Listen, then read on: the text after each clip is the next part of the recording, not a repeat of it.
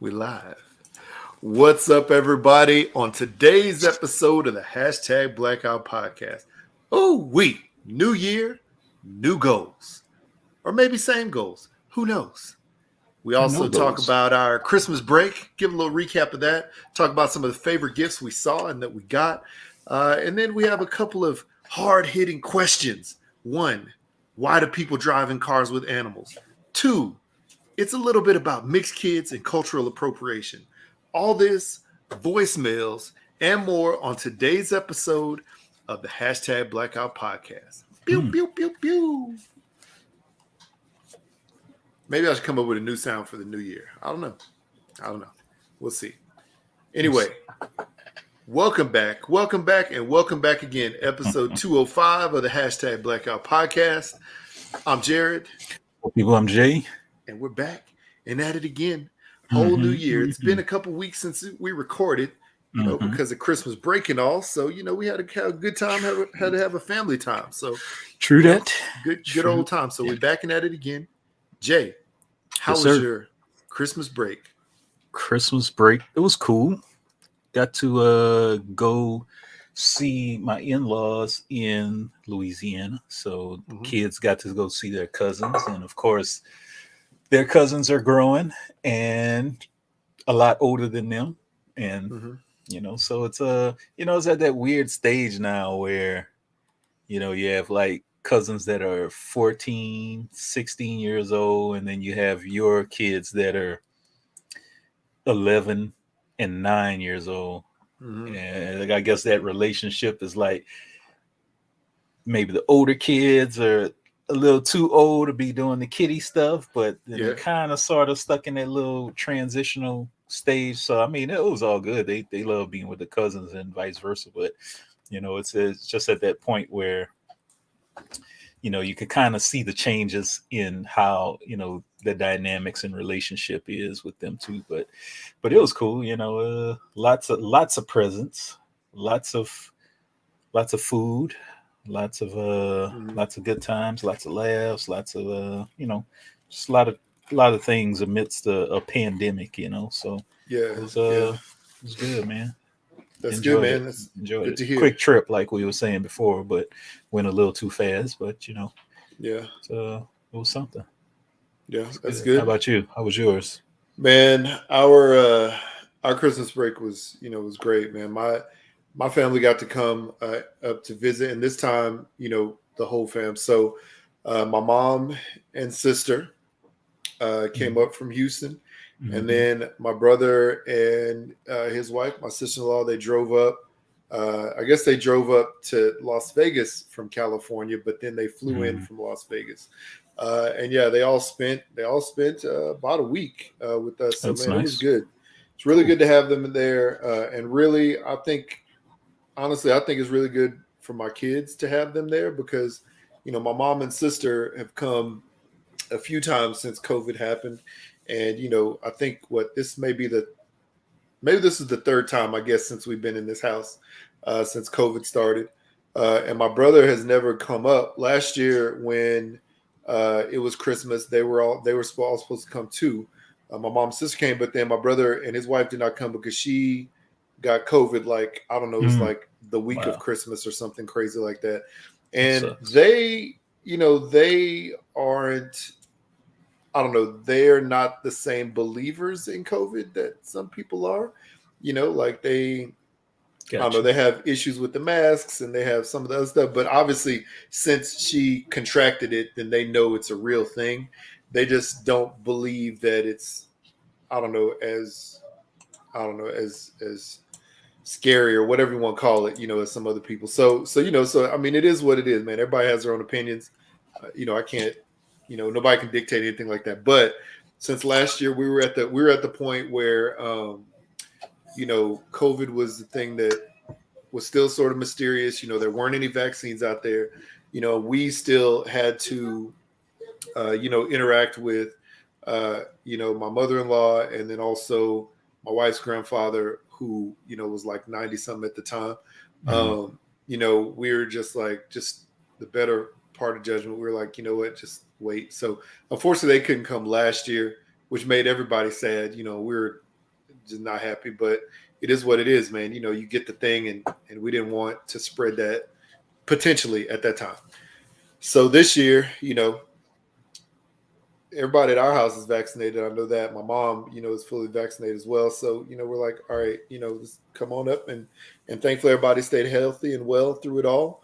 We did the shopping thing, and the sad part is, every time when, you have family come to visit or you get to go visit family, it always just goes so fast. Um, that opportunity to hang out with them. And I had to work like basically like early in the day for all those days, for most of the days. But I got out early, so I could spend a little more time with them. So it was nice compared to last year when I basically got off at like 5 o'clock and it was already nighttime, and like the day shrunk so quickly. So it was crazy though. Like I have a question for you. So Yeah. this year, when it came to Christmas shopping, Mm-hmm. like, did you guys have everything done?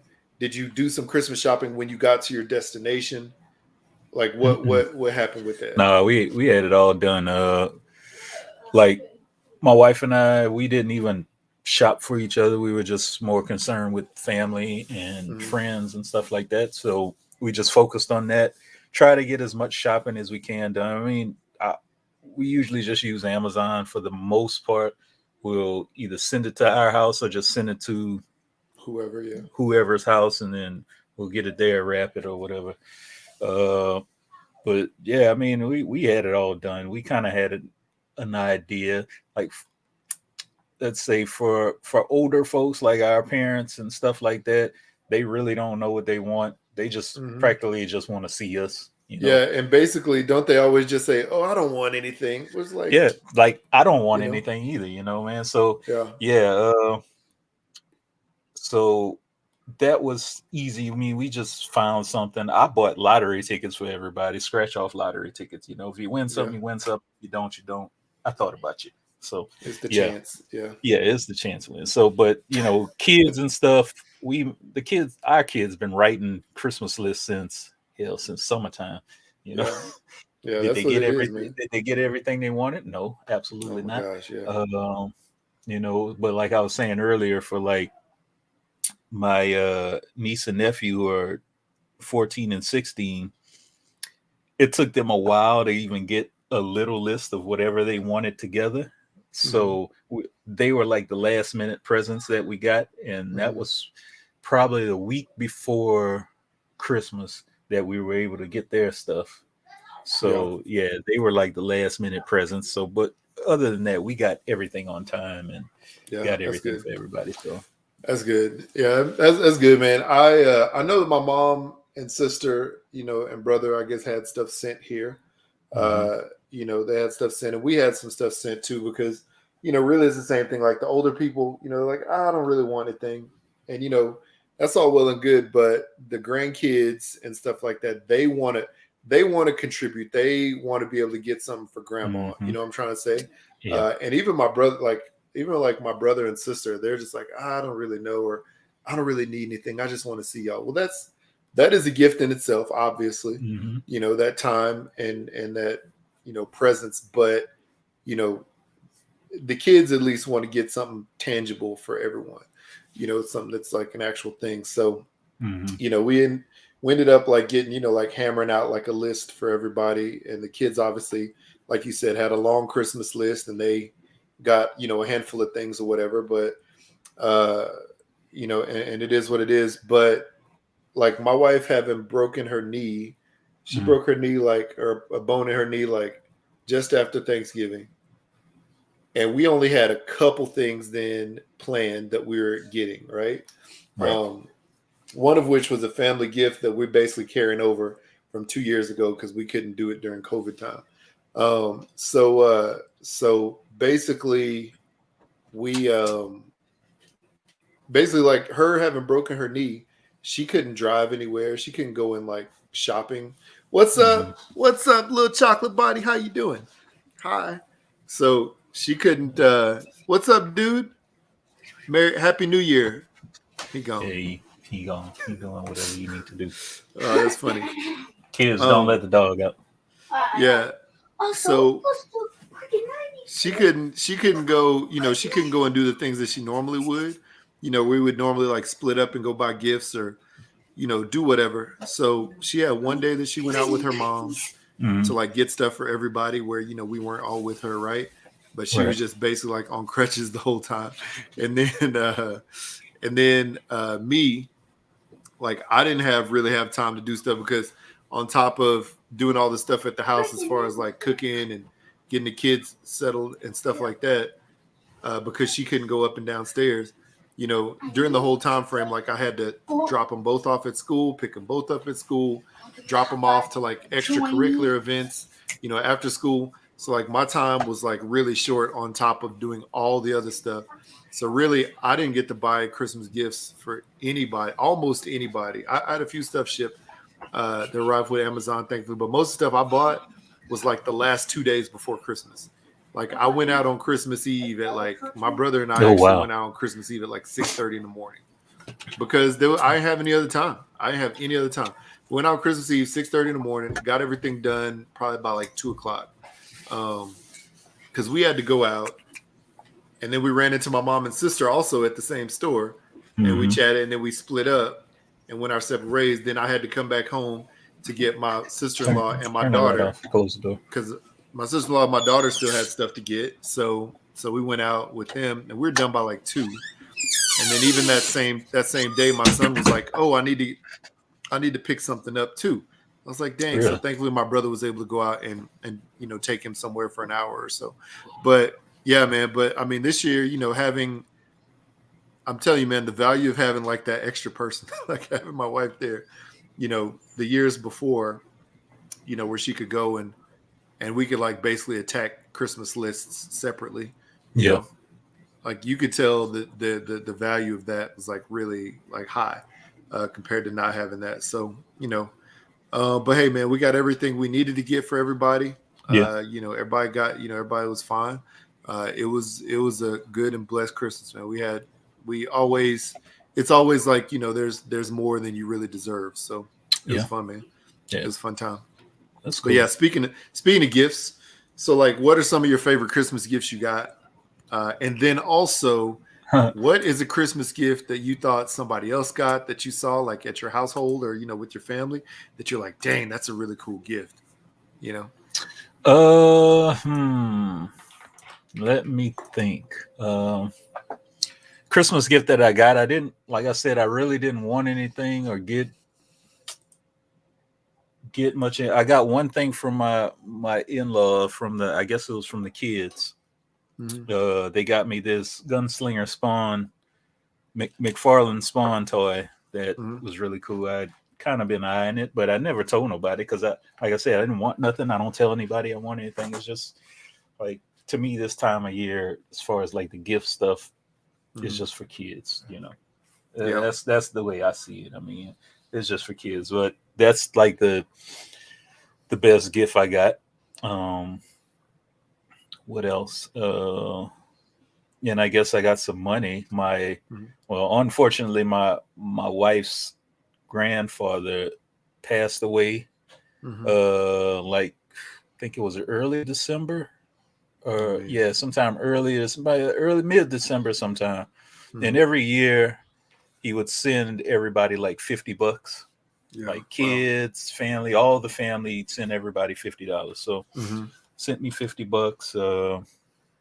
All the kids $50, everything. So, those were like the two gifts I got. I guess physical gifts I got. What did I see that was cool? Let me think. Okay. The other kids got video games. Shit. I mean, my kids got each a remote control helicopter from my dad. That's cool. That was kind of cool. I mean, they're broke now after like 30 minutes of use. Yeah. So yeah, they're broke now. So I thought that was cool. Yeah, that's pretty much all I could say as far as like somebody getting something that I thought was real nice. Yeah. Yeah. That's it. That's cool. Hey man, that's cool. Those are solid. Those are, especially the toy that you got, the figurine that you got, because it's sort of like an unexpected thing, that you really wanted, but Yeah. you were just like, I don't know if I want to buy it yet or something. Like, it's cool that you got that. That's pretty dope. Wow, let me think.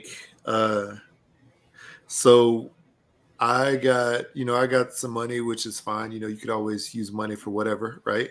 Which is great. But then I got a low country boil kit. So basically like a big like crab boil, seafood boil kit, Mm-hmm. crawfish boil kit, like in a oh man, I can't wait. I can't wait to do that. I was thinking about doing it now but it's like it's so cold outside, man. It's probably not Yeah. gonna be fun.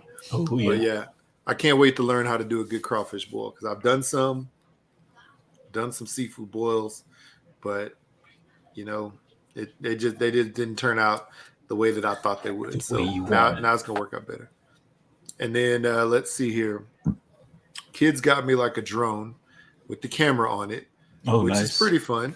Yeah. And because I wanted one of those for a long time and really like just to film stuff. And um, I, I took it out on Christmas Day and flew it, and I didn't realize how windy it was outside. So I flew it, and there's like this little home button where you Yeah. press the button, it's supposed to come back to you, and I think the wind caught it, and by the time it tried to come home, it was in a place where it couldn't like come back because it comes home on a straight line. It doesn't really know that there's stuff around it. Mm-hmm. So it ended up landing in one of my neighbor's backyard upside down, and I couldn't like fly it out.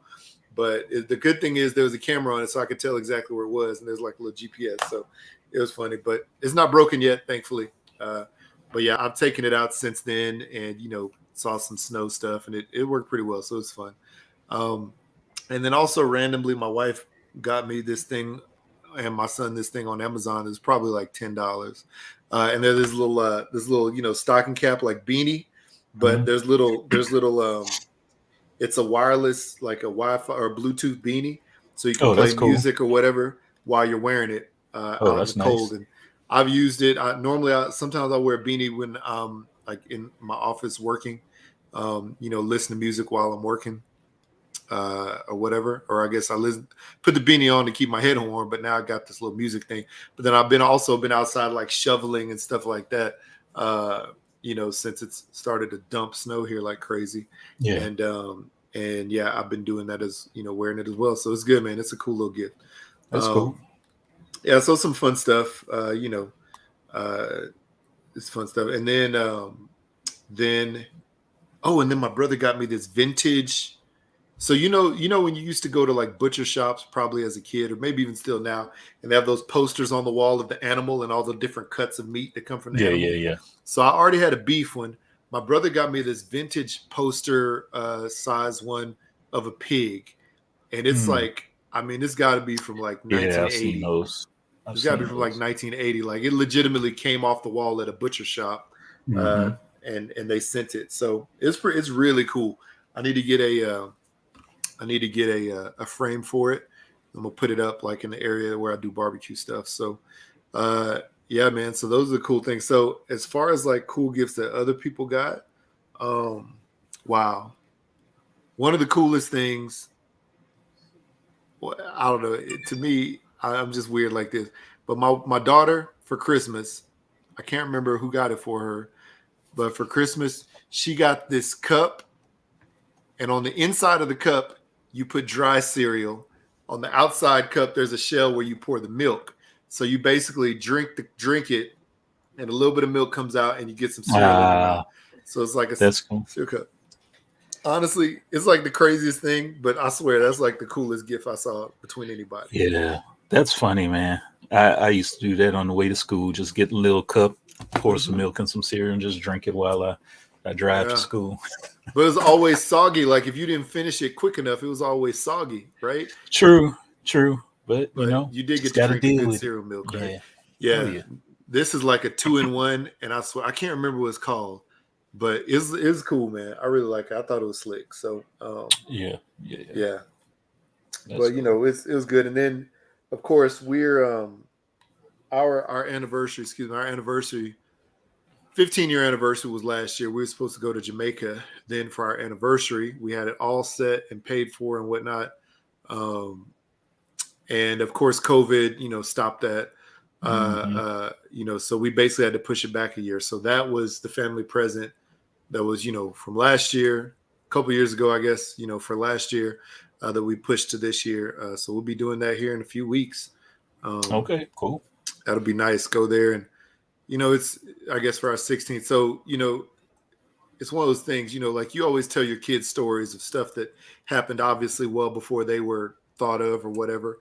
And that's one of those stories, we always go back to and say, hey, this is blah, blah, blah. This is where we got married. And for years, my son, our oldest, he would like cry and be like, I wish I was there. Like, That's get all funny. emotional. That's funny. And then our daughter, I think she started getting emotional the last couple of years too. So it was really weird, that they start crying like they couldn't be there with us. But that's strange. And we'd always we'd always plan to go back probably a lot sooner than this, but money and time and everything, didn't allow it. Yeah. Then understand. Man. But yeah, it'll be nice to be able to do that. Hell, we still haven't taken a honeymoon, and it's been 14 years since we've been married. And I think my brother-in-law and his wife, they just took their honeymoon this past October. I can't remember where they went to. Some islands. Well, I don't know why in my head. No, I don't know where. In my head, I keep thinking of Maldives Islands, but that's not right. That can't be right. That's cool. Yeah, they went somewhere. They flew somewhere to some islands and stuff. But yeah, they've been married for 16, 17 years, maybe. Yeah. Something like that. And this is it. They finally took their honeymoon, because I think he was in the Navy at the time. So he was always stationed somewhere when they got married. So yeah, they finally got theirs, and we should take. Yeah, man. Yeah, I'd love to do it. We have nobody here to watch the kids for one. Yeah. And that makes sense. Of course, we're in the middle of a pandemic. I ain't trying to go nowhere and then come back and have to be quarantined and then all this other BS. So yeah, I'm it is what it is. We're healthy and happy and whatnot. So it could wait. Yeah, I think it's interesting because the way, and I mean, everybody takes their, everybody gets the opportunity to take their, honeymoon if they get the opportunity, take it when you can. Like, it is what it is. It's not like the old days where you just like had to take it right away, type of thing, or at least it was linked up, like everybody's life, the timing for being able to do that type of stuff is different. It is what it is, and maybe you do take the kids with you and, it's just a different type of honeymoon. It is what it is, man. But whatever the case, whenever the time's right, you'll have the opportunity to do that. I mean, I have a couple of friends that, they got married, and I think I catered their wedding. This was like back in 2019. And I think they just took theirs, just this year or whatever. Because, they both work, they don't have any kids, but they both work and they have other like crazy busy lives. But it was just like, the timing was right and they were able to do it. So man, take it when you can, when you can. The other thing is like I know that they're not in the same town, but you do have, potentially, you have grandparents for kids, if they would come visit, or if you could go and drop them off, it'd probably be more of a summertime thing, I guess. Yeah. On the other hand, but either way, if it's a possibility, when it's a possibility, try to make it happen. But yeah, man, I don't know. So the way that ours shaked out, our honeymoon was like basically attached with our wedding because we did them both like in the same location. So it is what it is. Right near the beach. Boy. Right down by the beach, boy. So yeah. Oh, then this is what I was gonna say. Like, as far as like traveling right now during the pandemic, yeah, man, it's been wild. It's and like like I said, my mom and sister, they've traveled multiple times within the states. During the pandemic, we have been, the only place we've flown to was Hawaii, which had the strictest of COVID rules, I think, for anywhere, at least in America. And I know like a lot of other places were shut down from travel for a long time. Some places are finally starting to open up, but even all those places still have their certain requirements. So I know that the travel agent that we have for this one, she's given us all the information as far as rules and whatnot. We'll still have to be wearing masks in certain situations, which is fine. I mean, we did it here, so it's not like it's gonna hurt us that much whenever we go Yeah. do whatever we're Yeah, gonna yeah, do. yeah. So, and in Hawaii, it was interesting because in order to get on the island, you have to have negative tests, and you have to wear masks, like going the way there and in the airport and like some other places.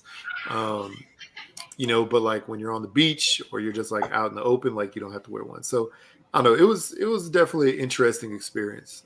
So this will be another one, you know, going down to Jamaica, man. So I don't know. So we'll see. But whatever, cool. So all that fun, being said, glad you had a good holiday. Hope everybody out there had a good holiday. Do we Yes, want to indeed. do a few voicemails first? Because I know we have a few of them, and then we'll get into a couple topics that we want to save them to the end. Yeah, just go get into the voicemail, dude. All right, That'll yeah. be fun. So let's see. So, and then yeah, while I'm pulling up these voicemails, why don't you just go ahead and tell the people where they can Yeah. find us? All right, peoples. Hashtag Blackout Pod, Twitter and Instagram. Of course, I'm doing that like I do at the end of the show. But yeah, you can find us there, Twitter and Instagram, where you could find our voicemail 3853 BLAKPC or 385-325-2572.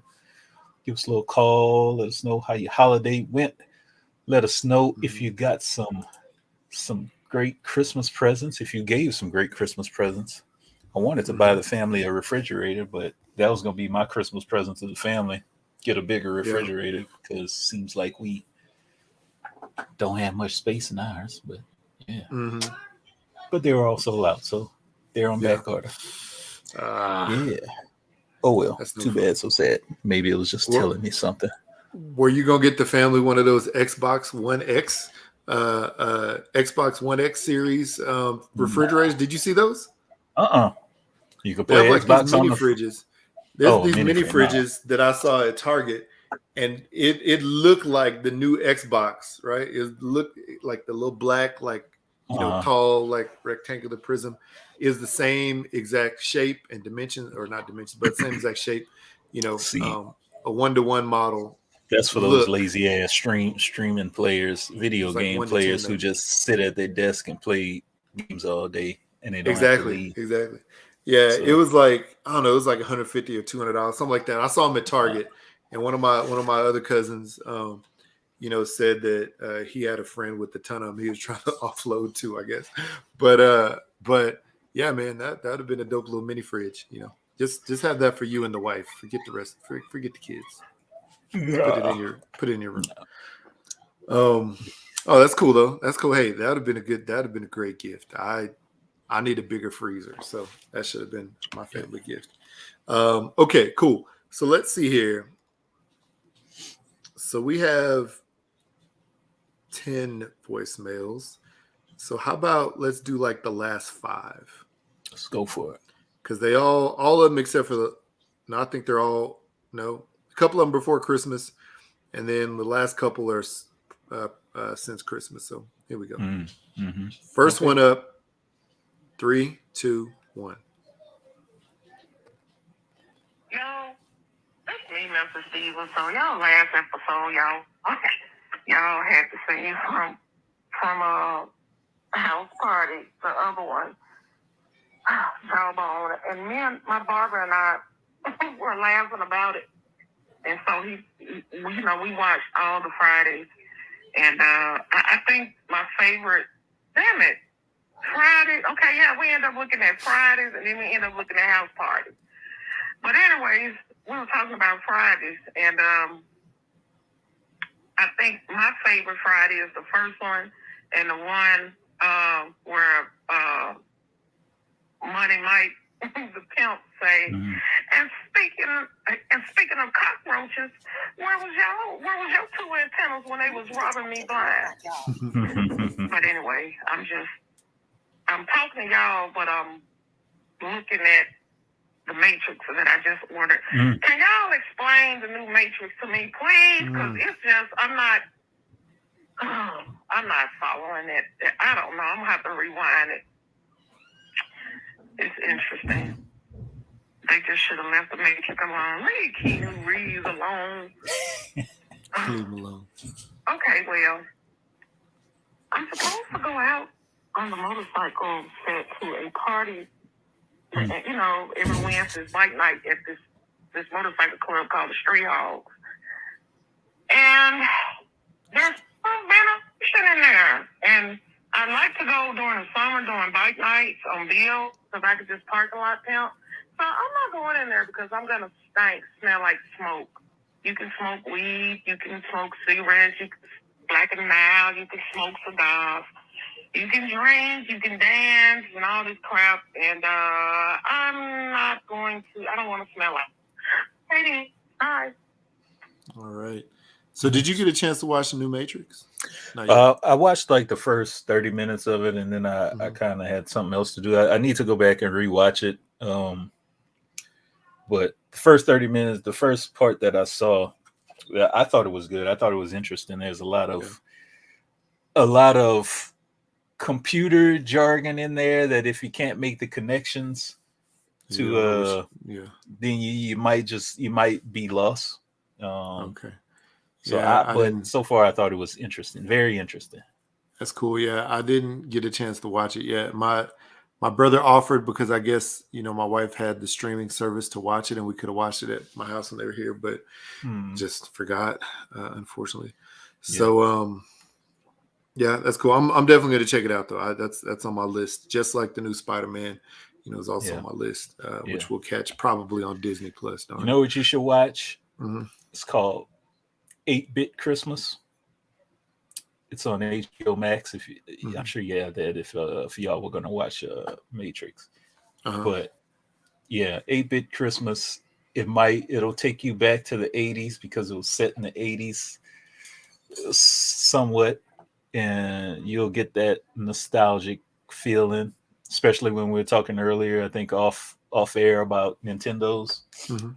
Yeah, you'll definitely enjoy it. I'll have to look that up. Yeah, I definitely would. 8-Bit Christmas. My kids enjoyed it, and that's a very strange thing when my kids enjoy something that I really enjoy. So yeah. Okay, cool. I'll check that out. And yeah, thank you, Kayla. Merry Christmas and Happy New Year to you. Yes. Thanks for that voicemail. And we got a few more from you from down in Memphis. So yeah, here we go. And it's funny because the when she was saying that the bike place that they go to or whatever is called Street Hogs, the Google Translated says stray dogs. So Google's the best. That could be I think that was a motorcycle club in some movie. Yeah. I forgot what it was. Stray dogs. Yeah. That's funny. I like it. All right. That was pre-Christmas. We have a couple more pre-Christmas. Here we go. 3, 2, 1. On the first day of Christmas, my groupie gave to me one bottle of Ciroc. On the second day of Christmas, my groupie gave to me 2 boxes of Magnum. 1 bottle of Ciroc. I'm still waiting on those days, Christmas. What's up, y'all? What y'all doing? Ain't nothing going on with me, what y'all. Just happened? It's Christmas Eve. We had a seafood boil over at Mama's. We had lobster, crab, legs. What else do we have? Shrimp, fried shrimp, broiled shrimp. The seafood boil with the potatoes and the carrots, fried catfish, French fries, corn, and all the other good stuff. And I am tired. I'm tired. Man, that sounds good. That sounds amazing. I tell you, I'm seafooded out. I am Tito's vodka and pineapple juice out. Yo, the Matrix is some bull crap. That's all I got to say. I didn't watch it 3 times. I just don't get it. Oh, Jesus. God, I'm just disgusted. Okay, then. What y'all get for Christmas? Oh, yeah. Wow. She started strong with that Christmas song. I mean, the first verse and then the second verse got a little shaky. So, I don't know. Yeah. But yeah, it sounded like she had a good seafood boil. So yeah, this was December 24th for that one, and then this one looked like she decided to call back a little bit later. Maybe the Matrix got her angry again. So here we go. On the third day of Christmas, my groupie came to me. Oh yeah. Three cubic zirconia rings. But he didn't know I knew they was cubic zirconia rings. 2 boxes of Magnum and 1 bottle of Ciroc. So lost. That's And I'm funny. gonna keep calling until I get my hoops, rubs, and spices. This is my boycott to you. Okay? Let's see what's going on. Well, let's see. It was like 5 accidents today. Christmas Eve, everybody rushing. Oh, what else? That's about it, y'all. I'm watching some movie. And, y'all, it's crazy. The weather is windy. I mean, to my girls who wearing the wigs, to the girls who wearing the fake eyelashes, I mean, I'm just saying it's a lot of women running. Because the wind is knocking stuff off, y'all. It's crazy. It's like 70 degrees down here, just real crazy. But yeah, that's about it with me. Yeah, I guess I'll wait on Santa's fat ass to get here. And you better bring me something good, Santa. Okay, then.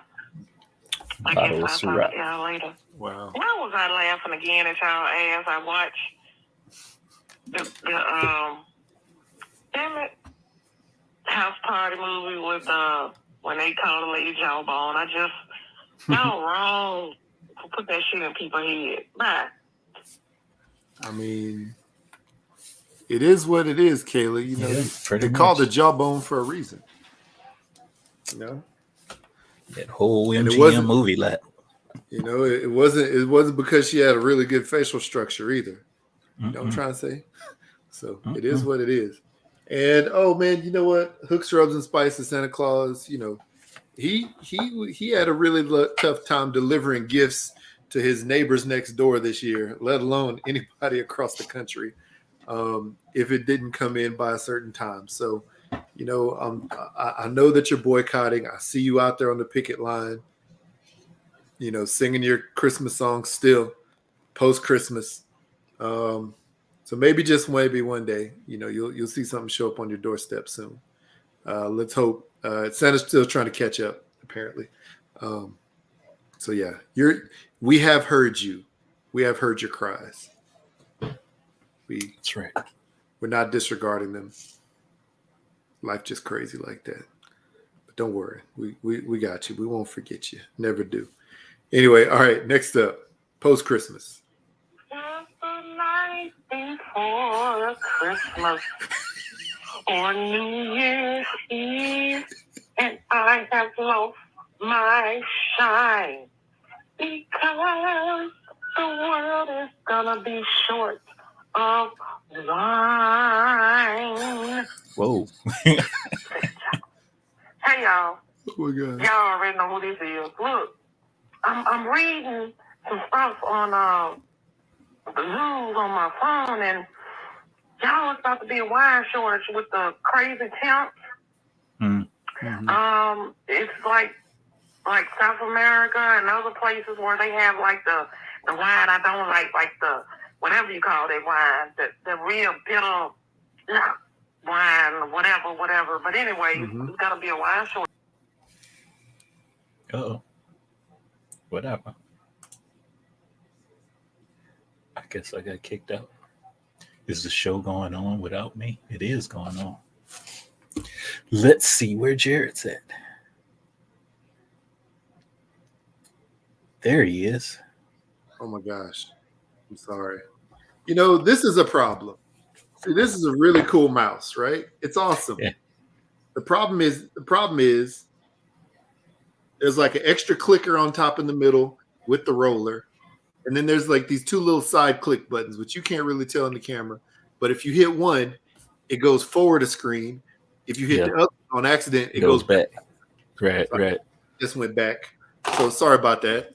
But no worries. You only missed about 2 seconds, 3 seconds of this voicemail. So I'm gonna go back. And yeah, as Kayla Stevenson, she's talking about the potential wine shortage. Due to the weather. Due to bad weather. So here we go. Re-racking about halfway through. Wine, whatever. But anyway, it's going to be a wine shortage. They said this is the first wine shortage they've had within 100 years. So, because the climate's so crazy. Like, we're in December, right? And it's so windy. And it was like 70-some degrees. I mean, it's crazy. The wind so bad that ladies, if you wear wigs or those spider lashes, please get you some binding glue. So, that's funny. That it? Oh wait. Oh, it paused. the world is changing. You better stock up. Okay, then. I guess I'll talk to y'all later. Yeah. Wow. Very weird weather patterns we got. It was 80-some degrees on Christmas Day. Yeah. That's so crazy, man. And guess, here's fun. This was funny. Yesterday started out at like 60, 70-some degrees. And today it is 28 degrees. Right now, currently, it dropped down to like 19 degrees overnight. Yeah. And then this week, guess what? It's going to go right back up. Yeah. To like the 60s and 70s. That's so wild, man. Yeah. Yeah, that's so wild. I trying to think. So my kids, I took them, like I told you, I took them early this morning up to their first day of ski lessons. Because that was one of the presents that their grandmother gave them and a couple of their little cousins. So so I took them up there this morning. So let's see here. When I dropped them off to the little bus that takes them up there at the ski resort, it was 5 degrees, felt like -7. 5 degrees feels like -7. Imagine. Let me see what it is right now for them, because as the day went along, it started to get warmer. So let's see here. Let me see what this is. So right now it's 19 up there where they are skiing. It feels like 11. Like, that's insane. Where we live right now, it is currently, let's see here, currently 18 degrees. But it feels like 7 degrees. This is the type of weather you don't go out in that much.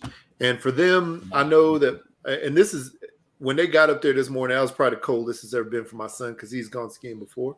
But yeah, man. But he also did say, like, if it's too cold, if it's like not safe, then they won't, they'll bring the kids in, into the resort and like let them hang out, for a bit. But yeah, man, it's wild. The weather is crazy, because before Christmas here, it snowed a bit, and then every day, like for 4 days in a row, it's like, it's going to snow today. It's going to snow today. All the way leading up to Christmas, it didn't snow one of them days.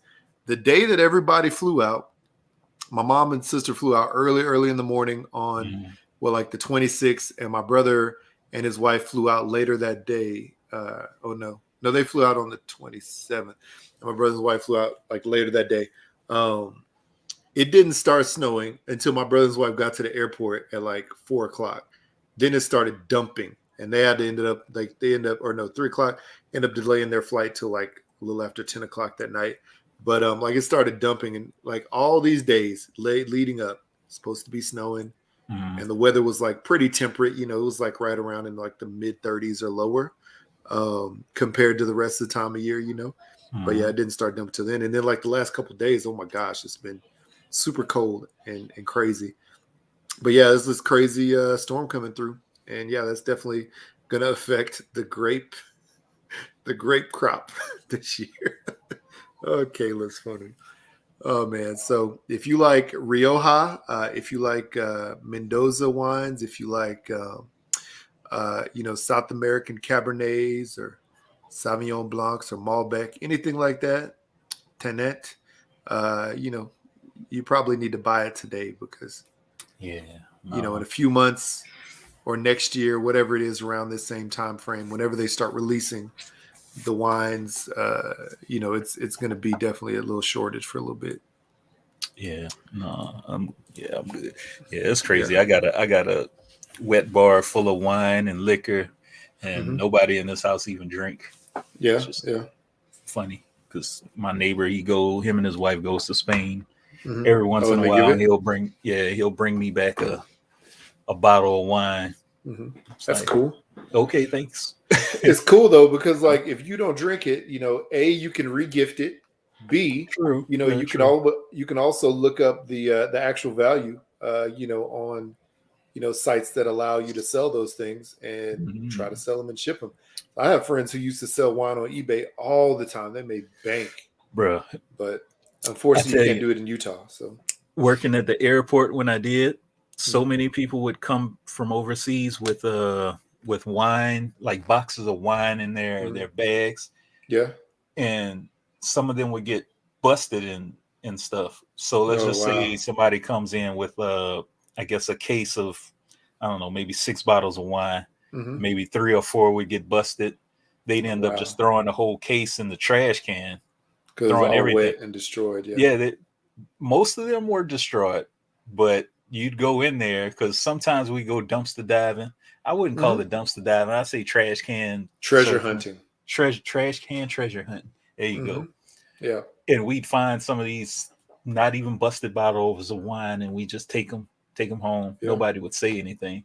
Yeah. So it's in the trash, man. Yeah. Yeah, it's in the trash. So we took them, and nobody would bat an eye about it. We just take it home. Yeah, man. Hey, I get it. So I get it, man. But the thing is, you could definitely sell that stuff and make some money because there's people out there who will buy it. That's wild. And it's wild because like at a place like Texas, people could travel back there with those things and not have any like restrictions about being able to fly them back, but like in Utah, it's against the rules to be able to like bring alcohol, from any other country or any other like location outside of the state back into the state. Like even if I like flew to like Colorado next door or like Nevada next door and brought it back, then they would normally confiscate it. Now, I will say this: when we went to Hawaii this past summer, we brought back, I brought back like some tiny bottles of stuff, like some sample size bottles of stuff, and I think actually one big bottle of something because I couldn't find it here, and they didn't say anything. And then also my wife's niece and her husband did as well, and they didn't. It was still in our luggage, but normally they go through the luggage, search it, and throw it away. So we'll see what happens when we go on our family trip here soon. If we can't ship it back. That's the problem too. You can't ship it back. They don't allow you to ship the stuff back. So maybe I don't even know where I'd be able to ship it to. I was thinking maybe I could ship it to my family in Houston, but then they wouldn't be able to bring it here. They wouldn't be able to ship it here. I don't know. I'm trying to think about the next nearest place that I could ship it, which would maybe be my sister-in-law's brother who lives in Las Vegas, but that would be too much to ask. So I don't know. We'll see, or maybe we just won't do it. Who knows? But yeah, man, that's funny.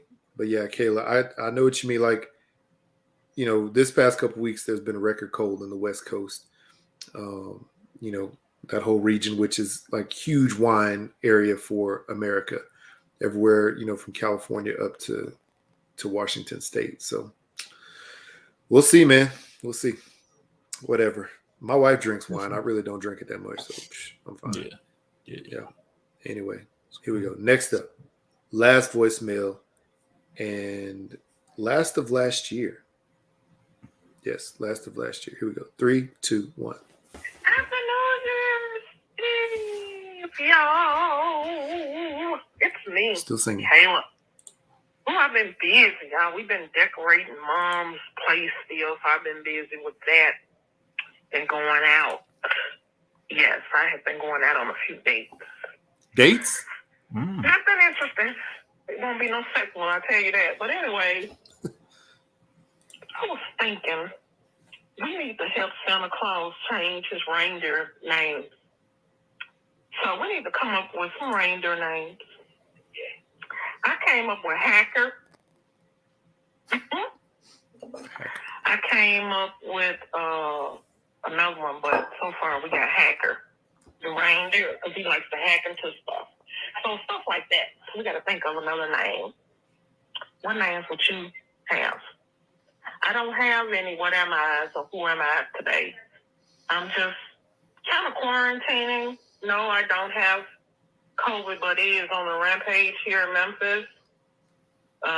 With the weather being unseasonably warm, y'all, I thought we were going to at least have a tornado of 2, 3, 4, 5, 6, 7, 8, 9, 10. Mm-hmm. But it shouldn't be 70 and 71 degrees or whatever. It just shouldn't, you know. Yeah. So, man, the baby's getting COVID. I mean, it's just crazy. And we can't find a lot of COVID testing centers. So, I'm just quarantining and in the house. So, see you in 2022. That's it.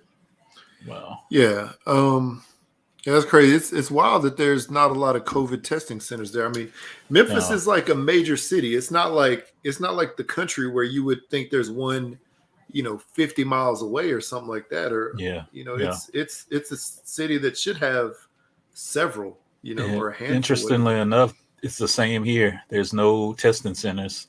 Like, I mean, there's testing centers. There's just no appointment times. So, like Saturday, Christmas Day, my youngest came down with like 102 fever, and we were like, "Oh hell, I know he didn't get what I think he got," because we get tested every time we travel back home. We got tested the Wednesday before Christmas. Yeah, everybody's negative. That's Nobody good. goes anywhere. I mean, so that Saturday he came down with like 102 fever, but he was fine. Yeah. So we quarantined him off in like one of the rooms. And we were always all like, hell, we've been around this boy for the past, I don't know how long. Yeah. So we would have got something. But, it was a fever. So we tried to go around the town, seeing if there was any COVID testing site. There were sites, but the times were insane. You had to wait like 4 hours just to get tested. You know, so we was just like, screw it. So you basically have to pull up and wait the whole time? No, you have to set an appointment. The thing is, you have to set an appointment, and all the times were booked. But they said, even the, like those Care Now clinic type things, they say, it's going to be like a 3-4 hour wait. So we just said, screw it. We're leaving in the morning anyway. So we'll just get them tested when we get back home. Got back to Texas. Started looking for sites, nothing. There's lots of sites, just no times available. So screw it. Okay, so Monday we'll just see if there's any times. Nothing Monday. We found one place Monday that had like a one slot available. And we're like, maybe we'll just call his doctor at like the Cook's Children's Hospital, see if he could get in, just have him checked out since he, his fever's gone. We don't know what the hell it was. So it was just a little funky. Yeah, it was just weird, man. He got a fever for like, I don't know, maybe 4 or 5 hours, and then it just went away. Yeah. So, I mean, that's happened to me. My sister-in-law said that's happened to her. She'll get a fever for like a few hours, and it'll just go away. So, I totally understand the not finding the testing site and times and stuff like that, because everybody was traveling, everybody's coming from traveling, and they want to get tested, especially with all the Omicron variant going around. So that Mm-hmm. makes sense. Yeah, man. It's wild. I know our kids can get tested at their pediatrician's office, but there's only like certain times a day that they do it and certain days a week for kids, right?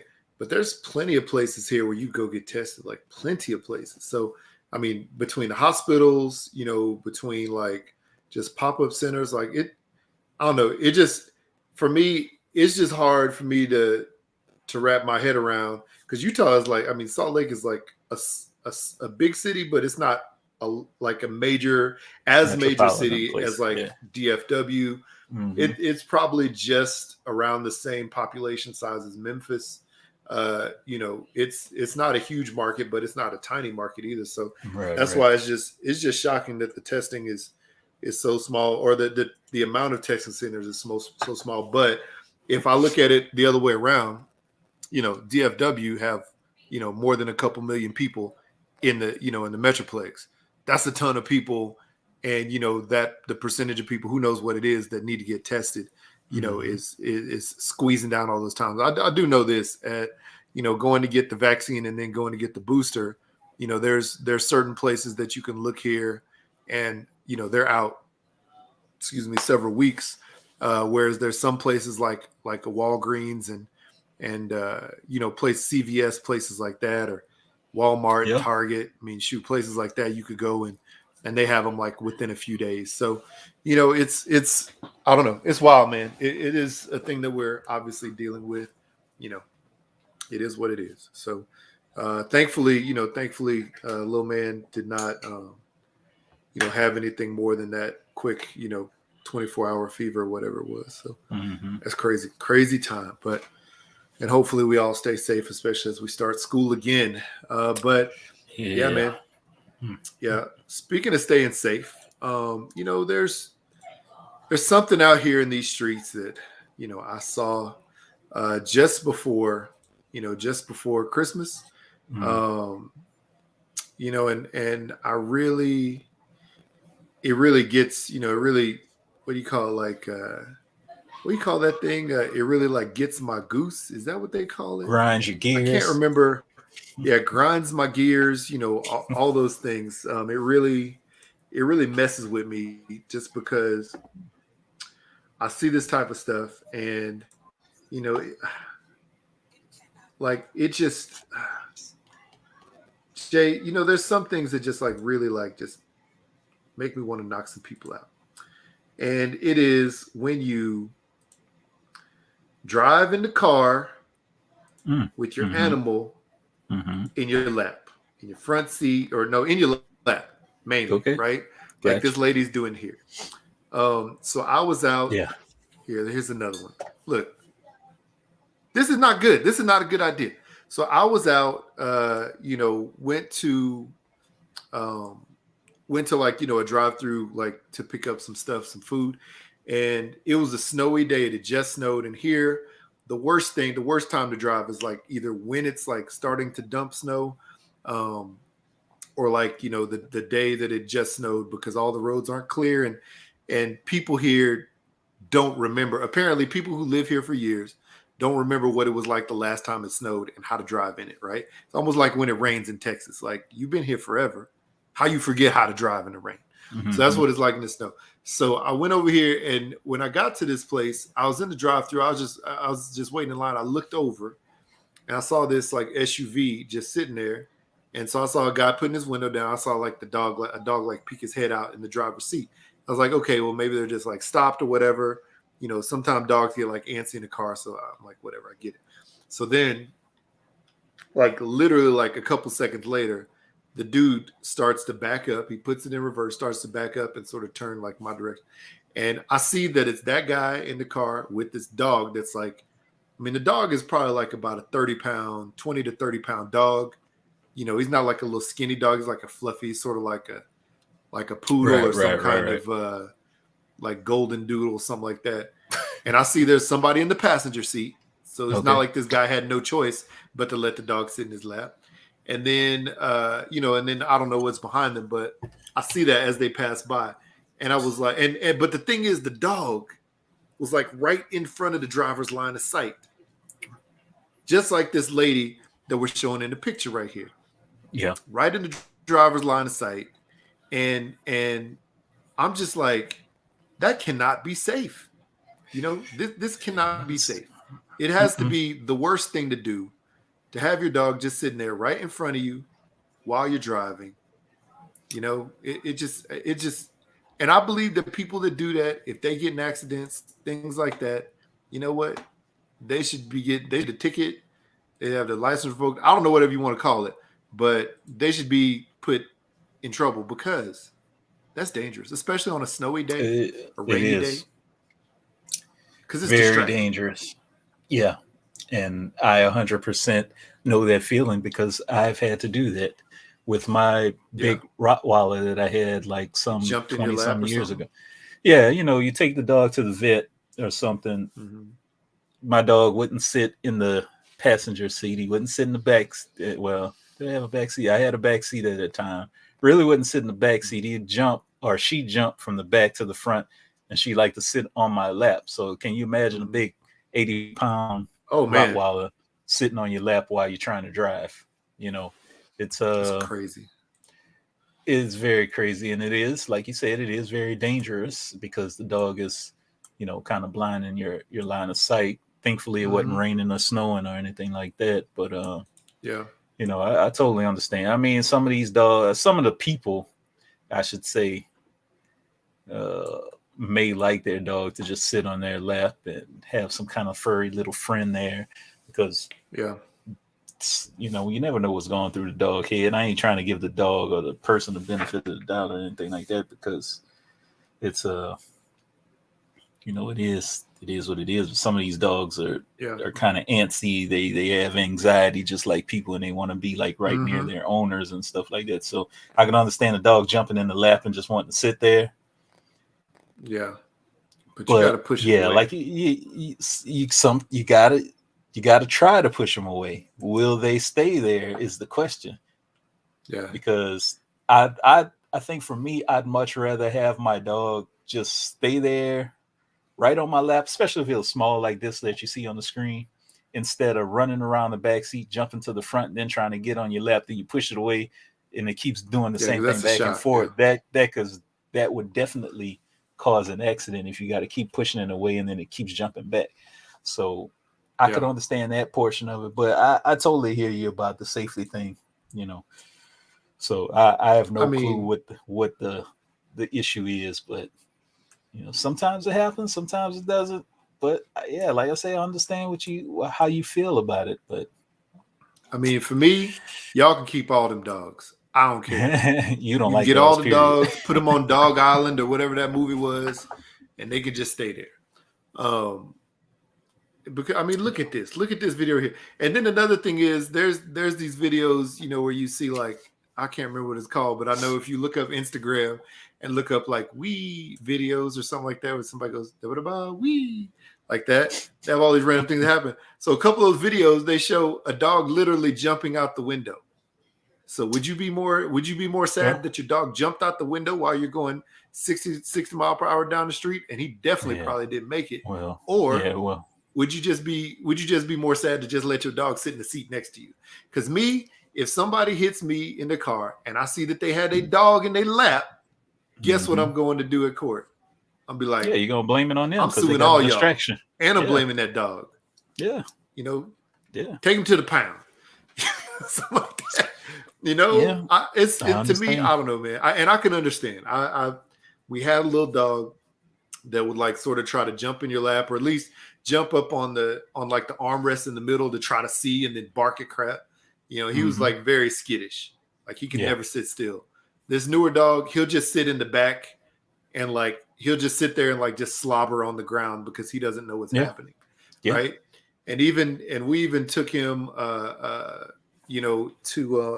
we even took him what it was just Thanksgiving or whatever it was, driving down, and he sat fine, and then eventually he wouldn't fall asleep. He wouldn't just lay down. He just sat there and sat up, and then eventually he like laid down on my son's shoulder in the back Hmm. seat. But he doesn't like get all like jump in your lap in the front seat type Yeah, of thing. yeah. But no, man, if I see somebody, if they hit me, or even if I hit them, and I see they had a dog in their lap, you shouldn't have had your dog in your lap. No, it would be the other way around, obviously. But you shouldn't have the dog. I think a dog in your lap when you're driving, especially if it's blocking your line of view, is probably just as distracting as a cell phone. Yeah, it is. Even though you're probably not interacting with it the same way, it's still blocking what you would normally see if it wasn't there. if it didn't exist in the moment.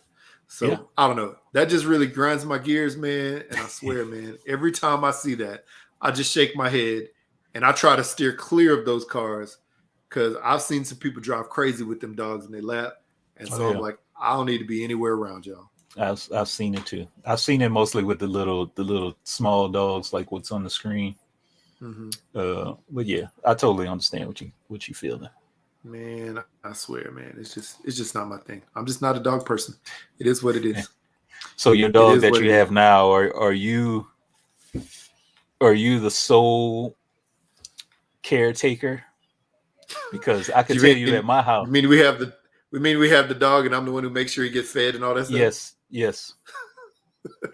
I mean, yes and no. Yes, in the mornings, I'm normally the first one up. I'm normally the one putting him out, and probably putting him some food in his bowl when he come back in, if the kids aren't here yet.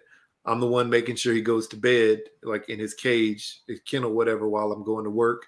But during the rest of the day, especially if the kids are around and my wife is around, they all play with him and they throw his toys with him. I'd take him down and go to the restroom outside, but it's not like I'm not out there like 100% caring for him. That's them. That's their dog. Yeah. For all I care, he could have went back to California with my brother and sister-in-law. So I hear you. Whatever. But nah, you are you the one though? 90 to 95% of the time, yeah. I'm the one that buys the food. I'm the one that takes him to the vet. Majority of the time, I'm the one that books all his boarding. Grooming. Yeah. Well, yeah, grooming. And he does do grooming. I usually do the grooming and stuff at home. So yeah, I'm the one that gives him a bath most of the time. Dang. Not yeah, me. I usually have to tell the kids, go feed the dog. Dog doesn't have water or, food. Yeah. Which reminds me, I have to go pick up some food after this.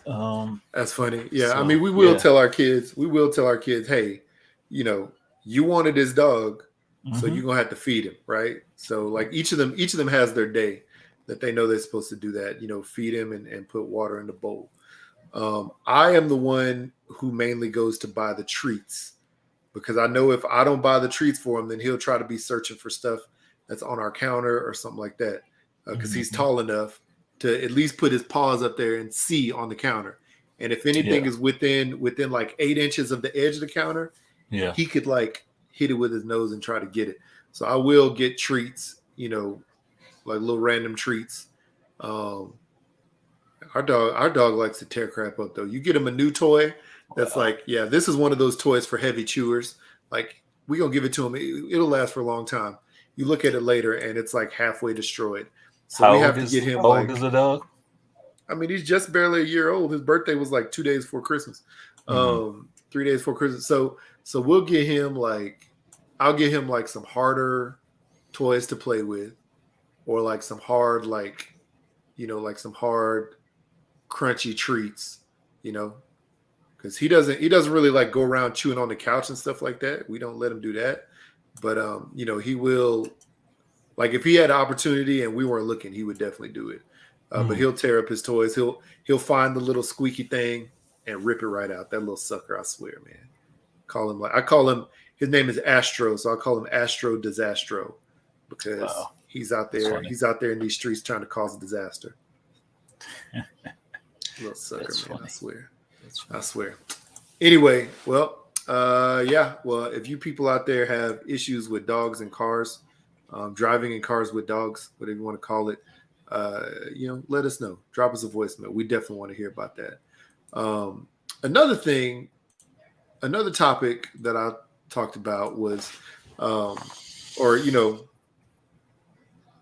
let's see here, cultural appropriation.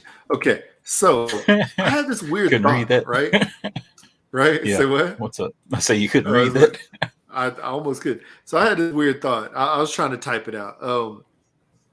So I'm looking up the wiki of the cultural appropriation right now.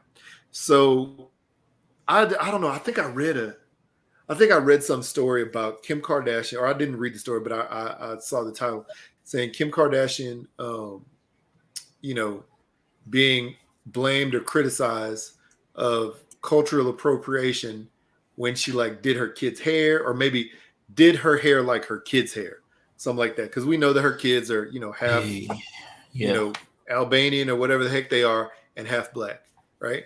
So I don't know. I thought about that, and I was just like, if you're white or if you're black, what, or Asian, whatever it is, and you have a different color, like a different color or different race, nationality, spouse, Mm-hmm. and so your kids are mixed. Okay. Is there any what's the word? Is there any risk of you culturally appropriating that other culture by you doing something that would normally identify with that culture? Like, just say, for instance, my kids or Kim K's kids or whatever, shoot, even your kids, say you got them cornrows, right? We got them cornrows, and then our wives decided to get the same exact hairdo. Would that be culturally appropriating cornrows? I know cornrows isn't owned by black people, but I know, if I remember correctly, the history is people in Africa were the first to have that type of hairstyle. I might be wrong, and I'll own it if I'm wrong. But like, think about that. And I don't know. I know you said that your wife may have an input on it, and I don't know if she's there to give some input right now. Yeah, but I just text her to see if she's ready to come on the show, because she is I ain't gonna say she'd be the best person to answer this, as this is probably she kind of walks both lines of Asian and white, but grew up in I guess African American society. All her friends, her closest friends, are black. Yeah, and she I thought she was black the first time I knew her. The first time I met her, I thought she was half black. I thought she was black the first time I. Let me see if she's going to come on. This was interesting though. Like, growing up where y'all grew up in Louisiana, so there's so many people who are fairer skinned down there.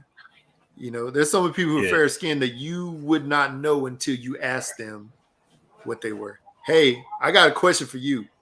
I got a question for you. Close that door. You can need to wait. Yeah, so that's what I thought. I mean, because I have cousins. We have cousins. One of our cousins' wives, who is black, is a lot more fair skinned than my wife. Oh man, she's almost more fair skinned than my wife. So that's what I thought my wife was, or whenever we first met, in college. I thought she was just half black, or just light skinned black girl. So, and that's what she's had said to me growing up, that a lot of people thought that she was as well in like school and stuff, elementary school, junior high school, whatever. They just thought she was like a light skinned black girl. So, so she has braided her hair before in the past. Her friends have braided her hair, and of course, they've never said anything about it as far as this whole cultural appropriation phenomena that's been going on for the past 5-10 years or whatever. So nobody has said anything to her about it. Trying to see if she'll come in here and talk a little bit about it.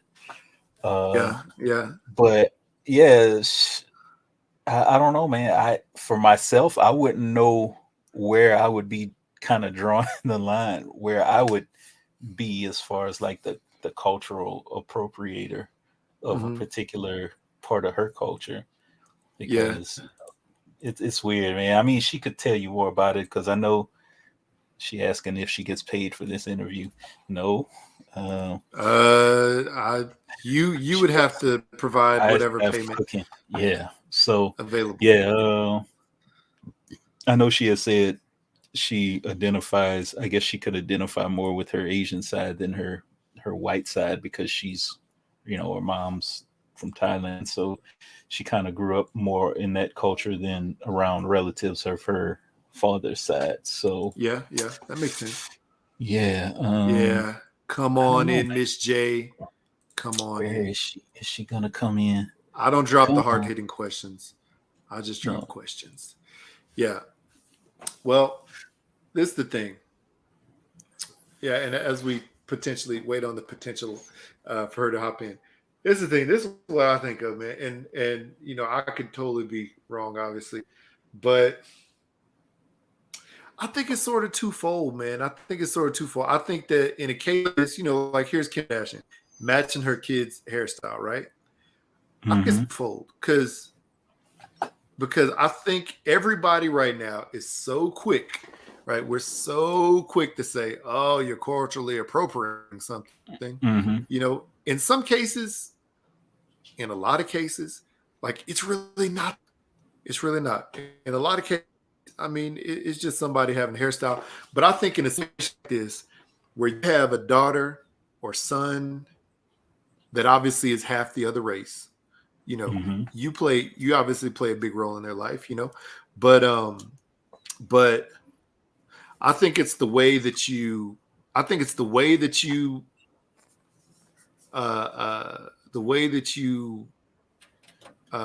present whatever you're doing from their culture that maybe makes it appropriate or not. You know what I'm trying to say? So like in this case, like she just like, I mean, like think about how many, well, you don't have girls, but like if you could imagine how many times like a mother and daughter have had the same type of hairstyle, or father son, like I would go to get my hair cut at, with my dad at the barber. And I mean, we basically could get the same haircut sometimes, My wife and my daughter don't have the same type of hair. So, it wouldn't be the same for them. But if my wife got a similar hairstyle to my daughter, then I wouldn't think it's one thing, But if she come out and be like, yeah, I got these cornrows with my natural hair, then that's different. You know what I'm trying to say? It's different. Right. It's just the way that you present it, right? Okay. And her style is all kinds. I mean, her style is all over the map. So who knows what this lady, But I don't think so. I think it's twofold. I think it depends on how you present yourself to be either appropriating or not. All right. Let me see if I could. I don't know how I'll be able to get her to hear my audio. Do you have a splitter by any chance or no? I don't have a splitter, which is not a good thing. Let me see how this could work. Let me see the back of my computer. I got something for Mike. What is this?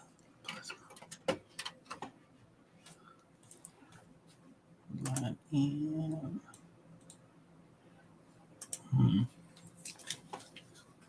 see something. Can you hear me? I can hear you. Say something. No, you don't say anything. Yes. Yep. Hello. Let me see. Excuse the technical difficulties, people. All good. So Jay is trying to pull up this information. So while he does that, I'll read part of the story. Kim Kardashian has addressed claims that she has appropriated Black culture, pointing out that her daughter Northwest often asks her to wear matching hair. Cultural appropriation, which is when a tradition, like a hairstyle, is taken from a culture and used without the significance being acknowledged, can cause offense, particularly if people feel their culture has not been respected. And then she said, I would never do anything to appropriate any culture. But I have in the past got backlash from putting my hair in braids, and I understand that. Let's see here. Can you hear something? Can you hear? Oh, there you go. Yeah, I can hear you. Yeah. All right. Here she is. Can you hear me? What's up? Can we get Miss J on the camera? She doesn't want to be on camera. All right, that's fine. What's up, my cousin? Where your camera? How you doing? Good to see you. Good. How are you? Merry New Year. Happy Christmas. Great. Oh man, it's so good to hear your voice. So Yeah, so hopefully you're doing well. I know you went and just got a coffee, so hopefully you're nice and refreshed and energized this morning. Um, so my question, which Jay has told you about at this point, is this. So hopefully I'm asking this correctly. So say you and your spouse, different cultures, different race, different nationality, whatever. Obviously, if you have kids, if you do something that seems to be from the other culture, do you feel that's culturally appropriating that other culture or not? And really where this comes from is this story that I saw the headline for, where people called Kim Kardashian, culturally appropriating Black culture by matching her child's hair. So, and we already know, moms and girls a lot of time have the same hair. Dads and sons will get the same kind of haircut. There's other things that you do, obviously, also that may seem like from another culture. So, what is your take on that? And I mean, from your perspective, what do you think? If it's so, I don't know if I'm going to do it exactly related to the story. I just think that That's fine.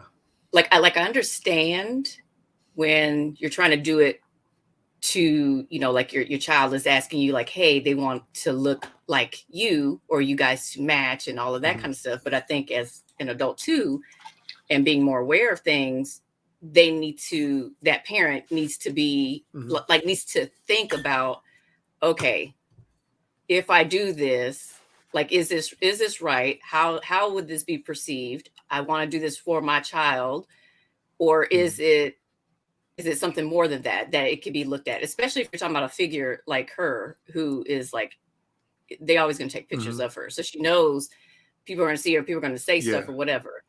And I get it. She's probably like, well, I don't care. This is my child. I'm going to do that. And that's, that's them, right?